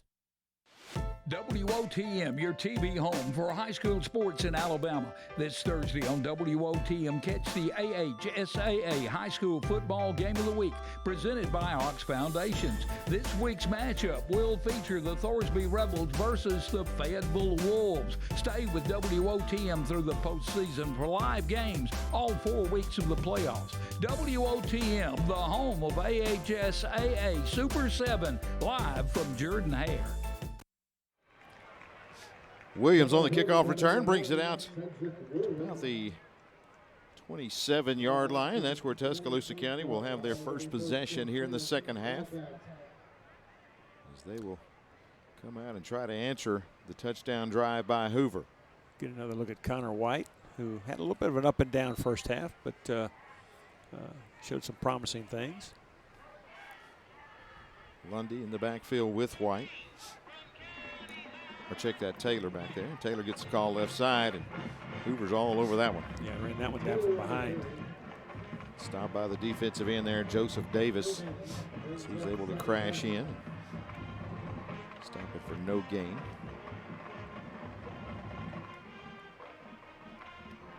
Taylor, you look at him after every run, Coach, and you see a running back that you can't tell if he just ran for 12 yards or was hitting the backfield for no gain. I mean, you see a constant look in his eyes that he's just eager to have the football. Yeah, he's just relentless. This time, throw across the middle, nothing there. Tried to find Williams on the slant. And the coverage was there. Nowhere to put that football. Yeah, Williams actually broke the route off. Don't know that it could have been complete anyway, but he came into this game averaging 23.8 yards per catch, so he has big play potential. Need a big play here, 3rd down and 10. Send 3 receivers to the right, 1 comes to the left. Back, looking is White, got a man and cannot complete it. Yeah, he had him. They ran a little sluggo route, slant and go, and he blew right by the corner of that side. But White really didn't give it much of a chance right here. You can't see it to the left of your screen, but you see the little pump right there. That was a slant route, and that's the go part coming up. But the ball really is too wide and thrown out of bounds. He's got to lay that thing right over that outside shoulder and let him run for depth, and that could have been a big one. You saw one of the offensive coaches say, hey, relax, because look at that time, just got rid of it and put too much under it and didn't give his receiver a chance to catch it. So many times throwing the ball is a matter of belief as much as anything else. Confidence is important in any activity in sports, but throwing the football, it may be more important than anything else. I've seen some guys with some really bad arms that complete a lot of passes because they just thought, doggone, I'm supposed to complete them. That's right. Hoover offense back on the field, leading by 23 now, 30-7. We have not seen a backup quarterback we were expecting to see, and I think it's because Lundy didn't get as many reps in the first half as they were wanting. And he's played pretty well too. He really has. Reeder had a big game against Oak Mountain, Evan Reeder, the sophomore, but we have not seen him. Here's Lundy with a slant, catch is made. To about the 38-yard line once again is the freshman. That is R.J. Hamilton. It's another slant route off of the run fake, the RPO concept. You can see the linebacker number 45 is inside. That opens up the throwing lane, and the ball's right on the money. Helmet comes off, so Christian Davis will have to head to the sideline. One play off there. With a bunch of substitutions before this play as they have a 1st down and 10 out at about the 39-yard line. Again, they go with that bunch set, which gives the power to the left side, and this time they will speed sweep it to the left side, cutting it up and running room in a hurry. Cutting it up and gaining about 9 yards on that carry is going to be Joseph Buffett. And he will watch when he plants his left foot, Coach. He's plants going to plant and right he is gone. there, and he's going to show some wheels. He turned it upfield. And good blocking at the point of attack as well. Bucks will bring 3 receivers to the near side. Lundy. Pass out there to Buffett again. And fumbles it, but it rolls out of bounds. Yep. Good timing on that route. Ball was in the air before he ever came out of the cut. Nice job of picking up the twist by the Hoover offensive lineman. And you look at this Hoover offense, and obviously you're missing an all-state performer in Robbie Ashford at quarterback. But there are still plenty of weapons in this offense. They can still get it done, and Lundy is a very efficient quarterback. I've been impressed with the way that he keeps the offense going and does a great job of just keeping them down the field. I mean, just does a really efficient job offensively. Yeah, I mean, they have a ton of really good players, and all of them touch the ball. I think the thing that that they don't have at this point is that bell cow. Mm-hmm. In every great offense, you've got one guy that makes the defense overreact to him that makes everything else better. And Heat timeout on the field. Lead is 23. Back with more in just a moment. Don't crack under the pressure of foundation issues. The certified specialists at Ox Foundation Solutions can permanently fix foundation problems at the best price, guaranteed. If you are experiencing foundation issues, get a free estimate from Ox Foundations. Youth suicide. Don't want to talk about it? You should. Hi, I'm Nick Saban, head football coach at the University of Alabama. 4 out of 5 teens who attempt suicide have given clear warning signs. By knowing the warning signs associated with suicide and knowing how to help, you could save a life. Visit jasonfoundation.com and start learning how you can make a difference.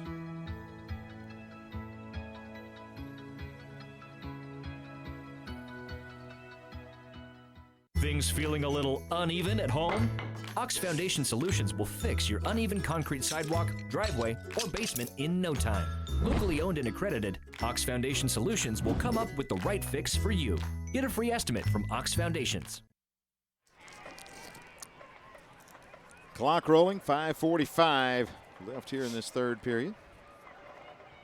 We were marching again inside the 45 of Tuscaloosa County. Bring the power set over here to the near side this time. Give it off. Not much there for Pauly. Stopped at the line of scrimmage. Good stop in there by that Tuscaloosa County defense. Leading the way in there was number 92, Christian Spencer. Also, you got a good look there at number 28, Marcus McCants up to make the hit. Yeah, did a nice job. You know, he was the edge player to that side, and he feels really hard, reads the run very quickly and gets in there, and really nice defensive effort by that Wildcat defense. Looks like So Hoover's fourth going to down, go again. yeah, looks like they're going to go for it here on fourth down. About a little over 2 yards to go. Offense stays on the field.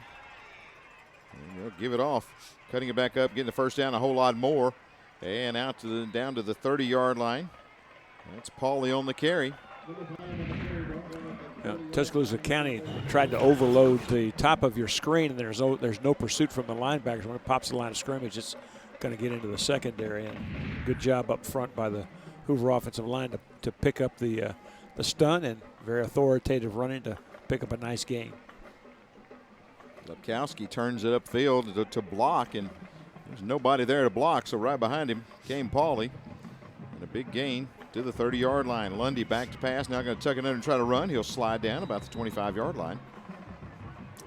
Good pocket presence, turns up. I bet you when he looks at that film, though, his coaches are going to tell him to put that ball away high and tight. As you watch him step up in the pocket right here, you're going to see that ball is out there flopping around a little bit, and that thing could come loose. He might come behind and pop it loose in a hurry. Second down and about 5 for the Bucks at the 25-yard line. This time, quick hitch on the outside. Catch is going to be made. That is Tulo. Tulo's got the first down and more inside the 20-yard line. And he'll step out of bounds at about the 16. Good for first down yardage. Hoover's on the march again. And this is the bubble screen off of the run fake, and nice job of the throw and catch. A good run by Tulo, but very nice block right there by Malik Thomas to pave the way. Metro Goals red zone.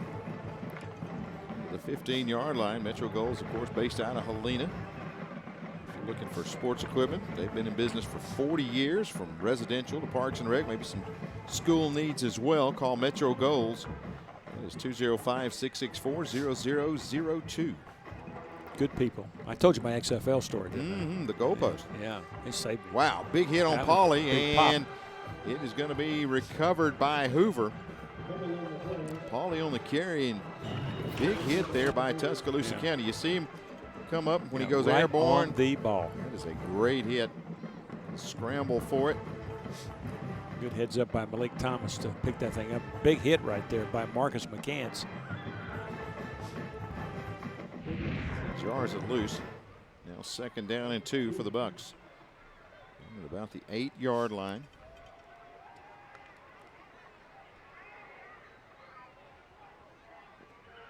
Pauly in the backfield. He'll get the call. Fake on second down. Rolling out is Lundy. Lundy looks in the end zone. Got a man. Got end zone, and that is caught by Tulo. And the officials are discussing it. Let's see. But he came down with it. They're going to talk about it. It's a matter of whether or not he held it long enough for it to count as a score. Had 2 crossing routes. Both of them looked open. Pretty clear what the Hoover folks think. And the indication is they're going to call it incomplete. Incomplete pass. Get a look at it right here. Tulo goes up. He's got it. Put it away. And it is popped loose. I think that great play by the defender there. I think Davis just reaches in and rips it out. See the hand? He gets a hand right there. Yeah, that ball is moving. It's yeah. moving. It's moving. And no, that's not a catch. Great call. It's really a nice call. 3rd down, they go back to Pauly, and Pauly fights close to first down yardage. He's pushed back right at the sticks. Let's see. Yeah, back to that last play for a second. That's a great job of keeping your poise and getting that hand in there and digging that thing out.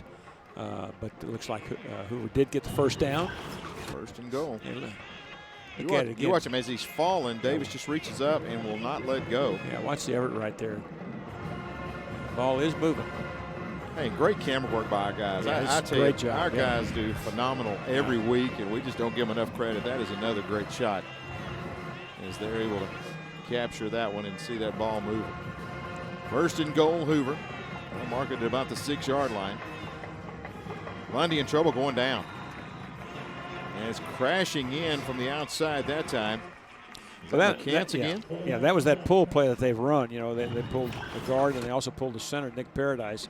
And I really think it was either going to be a play action pass off that, they're going to throw the slant off of it, or a little naked boot. But that end, who was supposed to be crashing down flat to the line of scrimmage, was straight upfield and nobody to handle.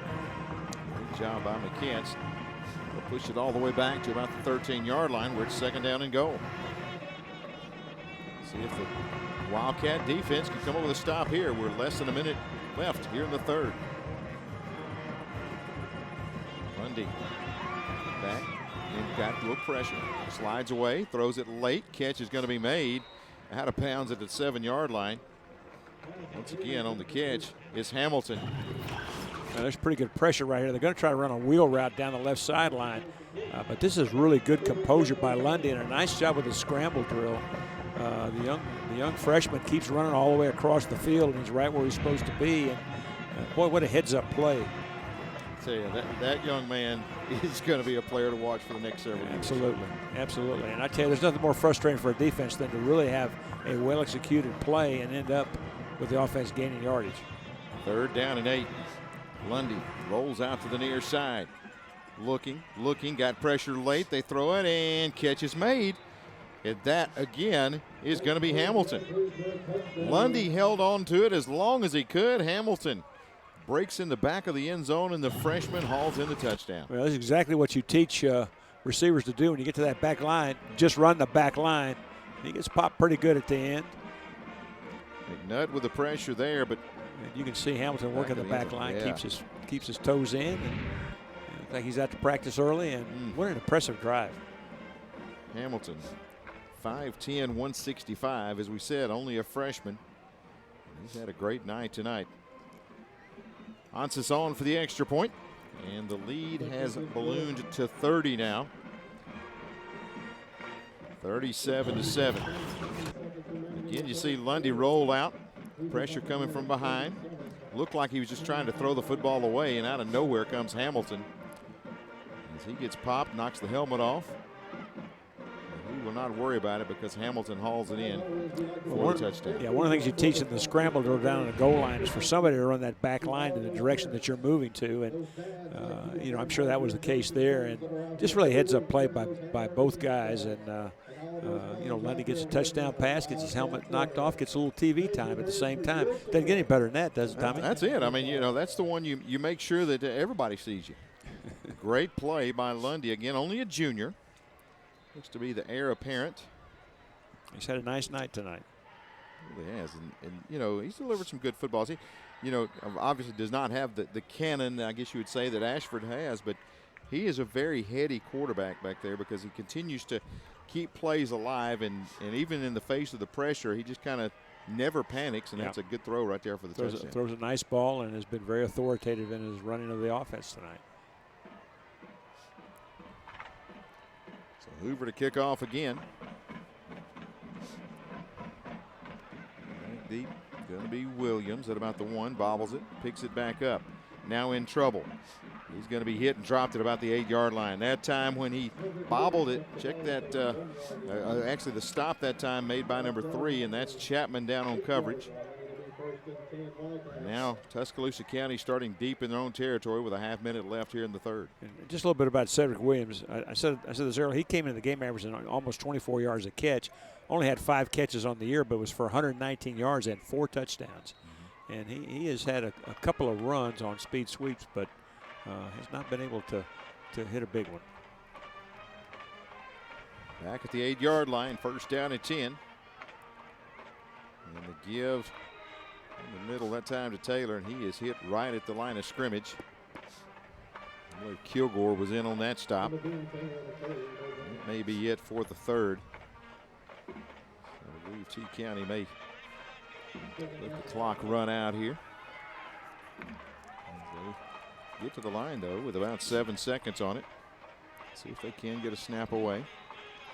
Not going to happen.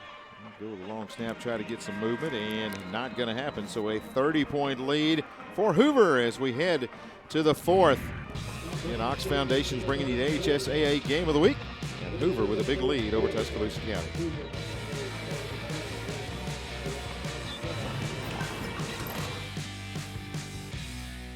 Hot under the collar because your basement is full of water? Call a local company you can trust. Ox Foundation Solutions. We use the most advanced water management system to stop water from invading your basement for good. Things feeling a little uneven at home?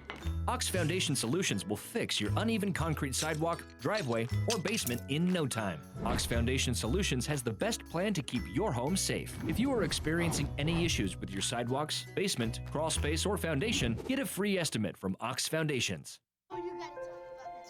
The innocence of youth. Is there anything any better? But soon they'll be in high school and facing all the same challenges you faced.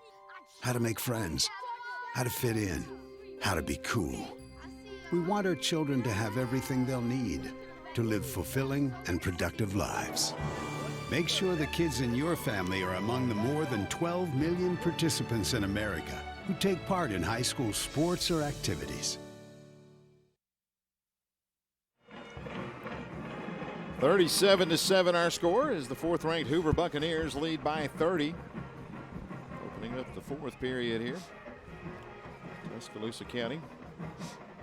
Football back at their own 9-yard line, facing 2nd down and 9. It was 16-7 at one point, and Tuscaloosa County had all the momentum. Since that time, Hoover has outscored the Wildcats 21-0. Kind of, very quietly just put it in another gear. Option play. And there's nothing to option. Nothing there, and a big hit back there by Joseph Davis as he unloads on White. Well, the read wide to take the pitch, and there's, 3 white shirts that come clean. You can see they try to zone it, and the right tackle turns. Big number 33, Joseph Davis, the defensive end, clean, and just nowhere to go with that one. So now 3rd and 16. Back at the 2-yard line. Bucks are threatening the blitz. This right here, I think you just try to get out and be able to punt the football. I think you try anything with the pressure it's coming. They throw the slant, almost picked off there. Tried to slant it out here to Jones. Goes off his fingertips and it's going to bring up 4th down. Yeah, ball's a little bit high and really pressure again. And White's not able to follow through with that throw, and it's going to be high and going to be off target. And slant was there, but just can't set their feet and get that thing thrown. So that 3 and out is definitely not what the doctor ordered from Tuscaloosa County standpoint. Ooh, for a minute there, I thought he was going to kick that ball right up the tail of his personal protector. He fielded there by, again, Hamilton. So good field position for Hoover as we look at the Class 7A Region 3 standings. As we said, probably the toughest region in the state of Alabama. Mountain Brook sitting atop 5-0. Thompson 5-0 is the #1 team in the Class 7A rankings. You got Hoover and Vestavia Hills tied for that third spot. Hewitt-Trussville on the outside looking in at this point at 4-2 and then 1-2 in league play. Well, you said it all the time. I mean, that's a murderer's row right there. I mean, that's some great football programs that, and again, Tuscaloosa County is bringing up the rear end right there, and they've won a state championship, within the last 20 years. So they have a rich football tradition as well. There's just a lot of pedigrees in that region. Give on the left side, as we're going to see some subs into the ball game. New quarterback into the ball game is Reeder, the sophomore. That is number 37 for Hoover. We do not have him on our roster, so loses a yard on the play. 2nd and 11. Evan Reeder, great week last week, Coach. Yeah, he really did. 14 for 22 for 3 scores. Thought we'd see more of him, but we'll get a good look at him now. In the backfield with Ladarius McCammon, but they'll run the speed sweep. Trying to bounce it outside now in a world of trouble, and going down is going to be Buffett as they will stop him. And it's going to be 3rd down and long for the Hoover offense. That's a good stop by McNutt. Yeah, a lot of gray shirts around the ball that time, and really just know where to go with it. They strung the thing out pretty well. Bring in number 75. Ledbetter's in there at 365. Washington now in there at 330. That is your left side offensive line for Hoover. I don't want to be in charge of the post-game meals, I can tell you that. 3rd and long, about 16 to go for this Hoover offense. And back and in trouble, now escaping away from that. Going to be Reeder. Reeder picks up the 1st down and more. He'll take it to the 30 to the 29-yard line, just weaving his way into traffic. And Reeder able to rattle the chains. Yeah, I tell you, Evan Reeder, he's got some wheels now. He moved pretty well right there. The defensive end to his left came clean, and he rolled to his right, put it in another gear, and picked up some nice yardage. He's got Hoover inside the 30. 1st down and 10 for the Bucks. Clock rolling. You see it there. 9:12 left here in this one. A little tight bunch set here to the field. Usually that's a combination route. Go to McCammon on the right side. Nothing there as they try to run back to the weak side. Wildcats have seen that one before. McNutt up to make the stop. Yeah, the only combination of that play was the helmet to the chin and the shoulder pads to the chest. He no more got the handoff, and there was a Tuscaloosa defender right there in his mustache. 2nd down at about 13. 3 wide outs over here to the near side. And whistle. Got a stoppage. 8:26 remaining. Flag, and you get a sideline warning. Nope, it'll actually be delay of game whistle against the Bucks. And that will cost them 5. Yeah, it's going to happen sometimes with young quarterbacks, and sometimes, and I think that's a pretty sophisticated offense that Hoover runs, and they do a lot of checking and try to get just the right formation. Back is Reeder. Rolls to the left, throws it late and incomplete. And a flag comes in late. I think this might be an eligible downfield. Yeah, I think so. I think 52 looked like was several yards down the field as the officials give us our call here. That's it, an eligible man downfield. Josh Niblett right there, 80% of his games he has won. And I think it's higher than that just for his time at Hoover. Of course, 6 state championships. Right. And I know that some of the losses, actually, that he had picked up, I think, 6 losses at Oxford, where the team actually went 10-0, yeah. but had a ineligible player that had played in those games. So that's 6 of the losses there. Back is Reeder. Throws it down the middle. Got a man. Wow. Oh, my goodness, what a hit at about the 20. Flags are going to come flying in. hanging on to it is going to be Hampton. Well, he either threw this into a crowd or he threaded a needle, depending upon which adjective you want to use. But this is great concentration, and man, what a catch by Hampton. Yeah, I mean it was a tremendous catch right there, and he's able to hold on to it, but he was popped on that play. Big collision there. Obviously, they've called in big number 75 Christian Ledbetter as a consultant. Yeah, in the huddle there. He just joined in. They were afraid to tell him not to. It's going to be a personal foul. Targeting going to be the call. And they are going to whistle Davis on that one. You see right here, down the middle it goes. And Davis looks like his hands are leading the way because he's trying to get the interception. I don't know how you can get a targeting right there. The hands are up. Yeah, I think he's trying to go for the ball and just both arrived at the same place. Now the hair pulling at the end maybe, but that's tough. It's a little. I mean, there was no head-to-head contact at all, but but you know, a big hit, the helmet comes off. I mean, with the emphasis on safety, you know, you're going to get that call sometimes.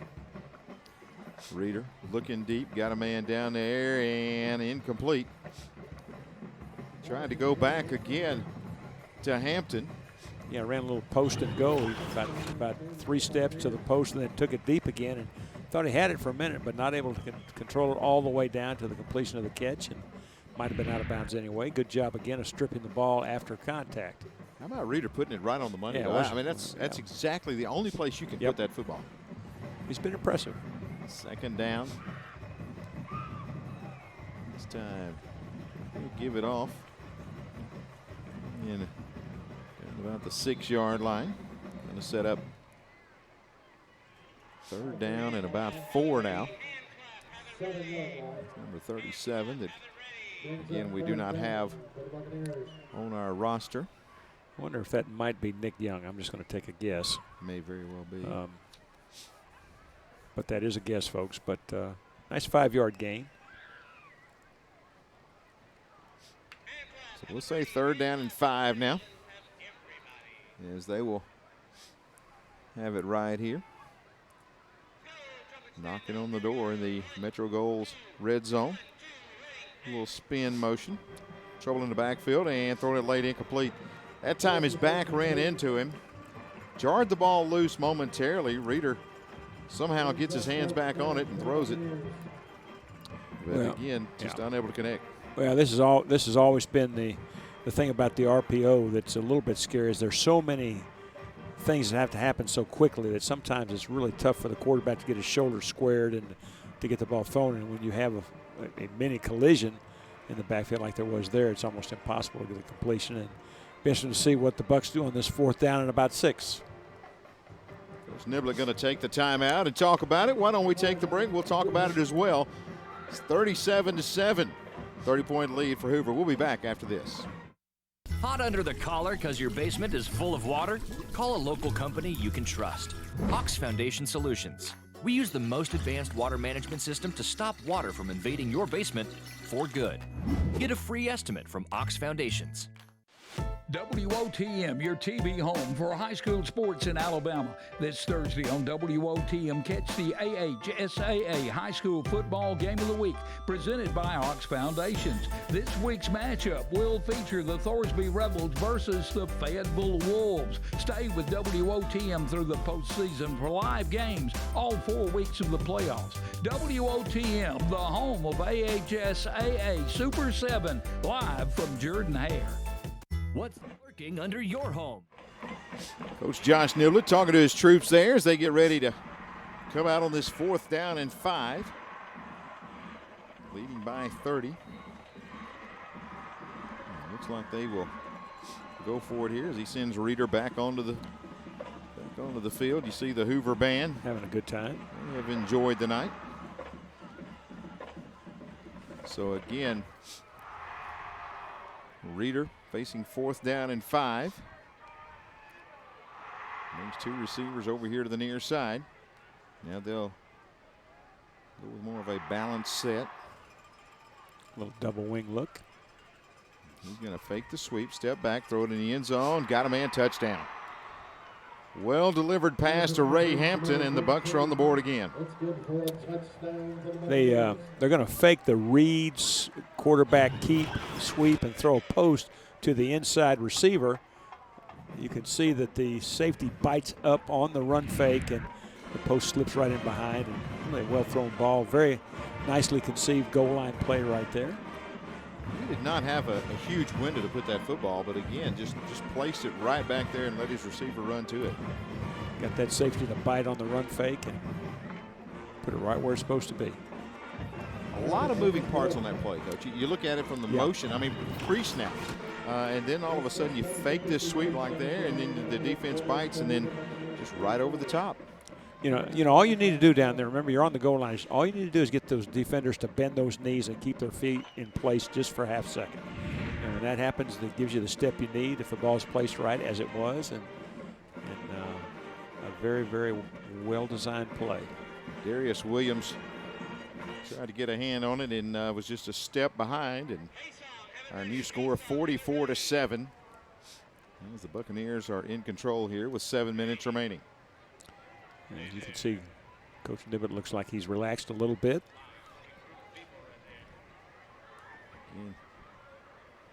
With a 37-point advantage, you're doing okay. I just wonder about those sideline conversations in a game like this. You wonder if they're saying, look, I told you I wanted pepperoni on that and not sausage. Either that or why can't I have a bright green shirt like that? I mean, that could have been the question. Can I borrow that shirt for next week's game? I think if Coach Nibbett wants a green shirt, he can probably get one. Probably so. I don't think that's a problem. He has built a program there, or really continued a program that was strong when he got there, and just continues to build on that each and every year. And when you start talking about some of the most dominant teams over the last 10 years, that's at the top of the list when you talk about the Hoover Bucks. Well, and I tell you, it's easy to say, well, the cupboard was loaded when he got there, and that may be true. Although they went through some gnashing of teeth there the latter part of Rush Probst's reign, but maintaining greatness is the hardest thing to do in sports. And he not only maintained what was there, he's built on it, and he's really turned it to his own way. And there's a real art to that. Not everybody can do it, and he rightfully is one of the great head coaches in the history of this state. And you talk about, when you say the cupboard is bare, well, that's what 1 year that you really talk about it there. But he has just continued to bring talent up and just develop players. And you look at all the names that are playing college football or pro football at this point that have come through this Hoover program. And it is really amazing. And you see why that is a dominant team in the state of Alabama. Yeah, and he would be the first to say it didn't start with him. Of course, Bob Finley was, I don't know if he was the first great Hoover coach. He's the first one I remember. He was, really legendary back in the 60s and 70s. And Rush Probst had a great run at Hoover. And if anything, that young man right there is just taking it, and really taking it to another level. And as I said, not the easiest thing to do. 2nd down and 7 for this Tuscaloosa County offense. And this is a team that you'd love to see something good happen here toward the end of this ball game and get some points on the board. That time the run up the middle not going to pick up much, so it's going to bring up a 3rd down and long. Yeah, and a disappointing night for Tuscaloosa County. I mean, they're going to be 0-6, and I think they've played hard and they've tried to hang in this football game, but they just haven't had enough weapons to do what they wanted to do tonight. I tell you, if you on the talent level, if you are not there and just really at the top, when you play the teams that they have to play in this region, it is just amazing when you go back and look at the level of competition that they play here in a regular season. Well, you can be a pretty good football team and not win very many games. Right. In this region. I mean, the history of this region goes way back, lots of years. Some of the cast of characters have changed as new schools have come in and other schools have divided, but this region has been good for a long, long time, and it's just been a meat grinder. Open up non-region at Demopolis, which is always a good program. Fall in that one. You look at the Class 7A rankings, and you see this region represented, of course, right there at the top. There's Thompson. Yeah. They are the #1 team. Of course, let's look around at the other areas of the state. McGill-Toolen down in South Alabama. Central Phoenix City, we have seen them earlier this year. There's Hoover at #4. There's Mountain Brook at #5. Then you've got Hewitt-Trussville over there at number 10. That is pretty much this region, and that's your top 10 teams. That's 3 of the top 5 and 4 of the top 10. Out of this region. I mean, it's not called the mini SEC for nothing. No. I mean, it's very, very strong, and the great programs that people support very well. They're very sophisticated. They all have great coaches, and it makes it fun, but it also makes it very, very competitive. And the thing about Tuscaloosa County, at this point they've played Thompson, they've played Hoover, they've played Mountain Brook, they've played those 3 in the first 6, and they played Vestavia Hills as well. So, they have played a tough schedule already in the first half, and this Tuscaloosa team, you really hope something good happens for them down the stretch, and they can get a win or 2, and just have a positive conclusion to 2019. Going to have to punt the thing away, and we'll get a look at the Hoover offense. Of course, Coach, everybody's looking to make it to Jordan-Hare Stadium for the Super 7 coming up December 4th through the 6th, and all these teams trying to get into the playoffs so they can jockey for position to make it to what is pretty much the premier championship event in the nation. Nothing else like it. It is really, really a special event. It's fun to go, and it's not just a football game. Obviously, it is a state championship, but it's a happening too. I mean, you get a real taste of the communities that these teams come from, and it's just a real taste of Alabama. It's more than just the football championships. And the best part about it is we'll be there on WOTM bringing you all 7 games. So, again, a great opportunity to watch those games if you happen to not be able to slip away from work and get down to Jordan-Hare Stadium. You can check them out on WOTM. So, it's going to be a lot of fun as we get into December. Tommy and I want you to know, Tommy and I are going to start our conditioning program. We're going to be ready to go. Right. A few mouth exercises we'll be running through. Heck with that, 10-mile run every morning, 5 a.m. Just call me when you get back. Yeah, I was going to say, when I get back, I'll holler. Penalty on the Hoover offense takes it back 1st and 15. The give, a little bit of a gap right through there. I believe that's McCammon, and he'll pick up about 6 yards and set up a 2nd down and 9. Roll under 5 minutes remaining. But I tell you, when you talk about that Super 7 and the event that it is, there are just so many states from around the South especially that come and take that in just to find out how we do it in Alabama. I mean, it is amazing, the volunteers and the just the event as a whole, and it is one of the top in the nation. Well, you can just go there and you go early, you just kind of kick back. I mean, if you're a coach or an ex-coach, you could get up there into the hospitality suite. But I always like sitting out amongst the crowd. You always run into somebody but just to observe people and to see the mamas and dads and grandmothers and families, and all the way from the Hoovers and Thompsons, the very sophisticated programs at 7A to the single A, and a lot of these smaller schools have a tradition that would rival anything at any 7A school. Right. I mean, it goes way, way back, way, way deep. I remember a few years back, Fife was there, and of course they've been there a lot, but their motto was from the outside you can't understand it, from the inside you can't explain it. That's about right. It just is, and so I mean, all that's on display there. It really is. It's quite a spectacle. Jay Hartman picks up a big 1st down there for the Bucks. So he'll take it inside Tuscaloosa County territory, the 48-yard line. Tommy, you probably didn't notice this, but I think this Tuscaloosa team has a fair amount of depth. 1st and 10. Did I say Tuscaloosa? I meant to say Hoover. Give it off. And another big run. And number 37. Good look there at our strong player of the game, Josh Lundy. Is our player of the game. He has really commanded that offense. It started on the opening drive. He finds the touchdown pass there to get the Bucks on the board. And we saw him kind of maneuver around in the pocket, throws a touchdown late. Taking a big hit, but stands in there and leads this team as he pretty much solidified the quarterback role this week in practice.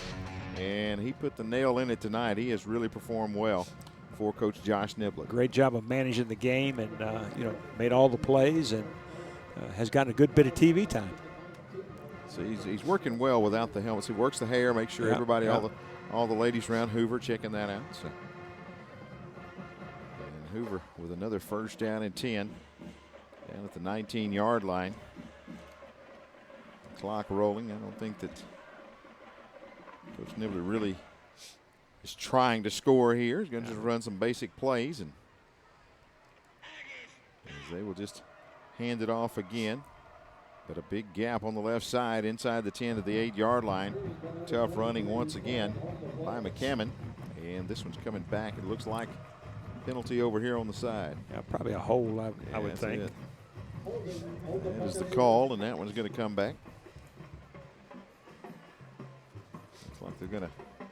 I would like to call that on one of the receivers out here blocking in the secondary. I believe that's where the guilty party might have been.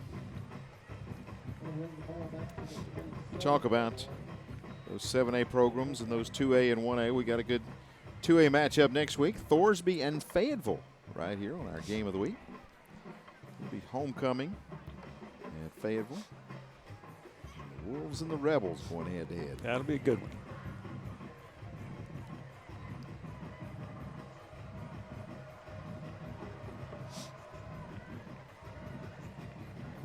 Good tough running right there. Nice.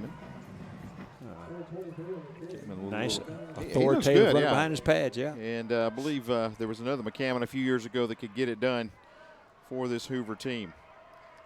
Rolling close to a minute remaining, and a lot of things going on in the AHSAA. And we try to keep you updated with the AHSAA Weekly, our new program. Hope you'll get a chance to enjoy. We're actually going to get a chance to check it out following this game tonight at about 9:30. We'll have that. John Holder, your host. They talk about the Alabama-Mississippi All-Star game and a whole lot of other informative things. The instant replay. They'll talk to Mark Jones with the officials and a whole lot more. So catch AHSAA Weekly following the game tonight and several times throughout the week.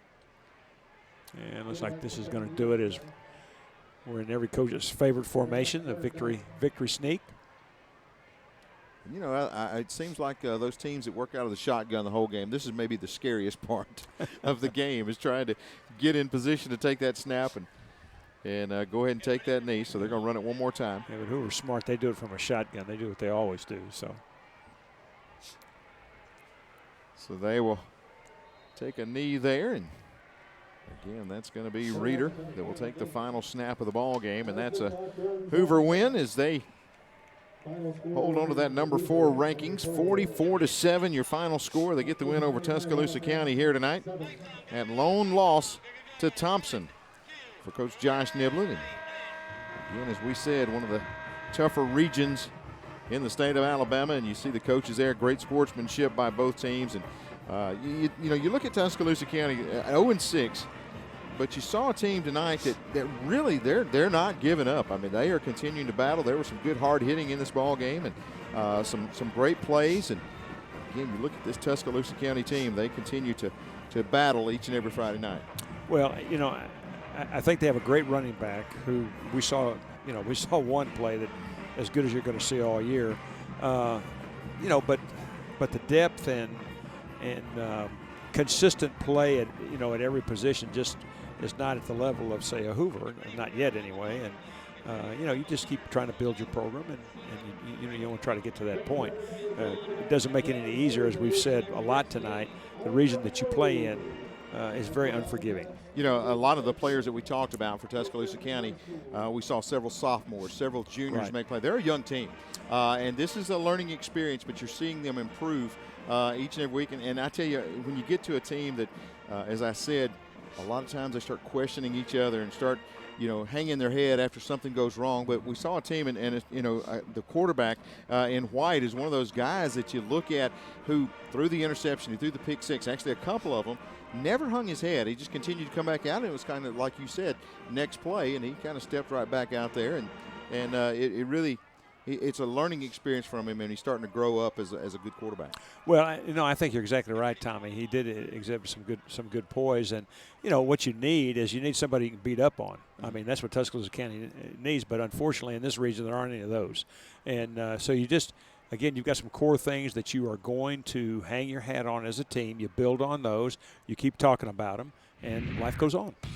A big win for the Hoover Bucks tonight as they come in and dominate Tuscaloosa County, do what they're supposed to do as the number 4 ranked team in Class 7A.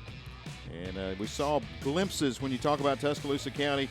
And, again, Damian Taylor with a big run there. But big hits, big physical matchup, but Tuscaloosa County just not enough tonight, as Hoover stays at top of the Class 7A Region 3 rankings. AHSAA Today show coming up next.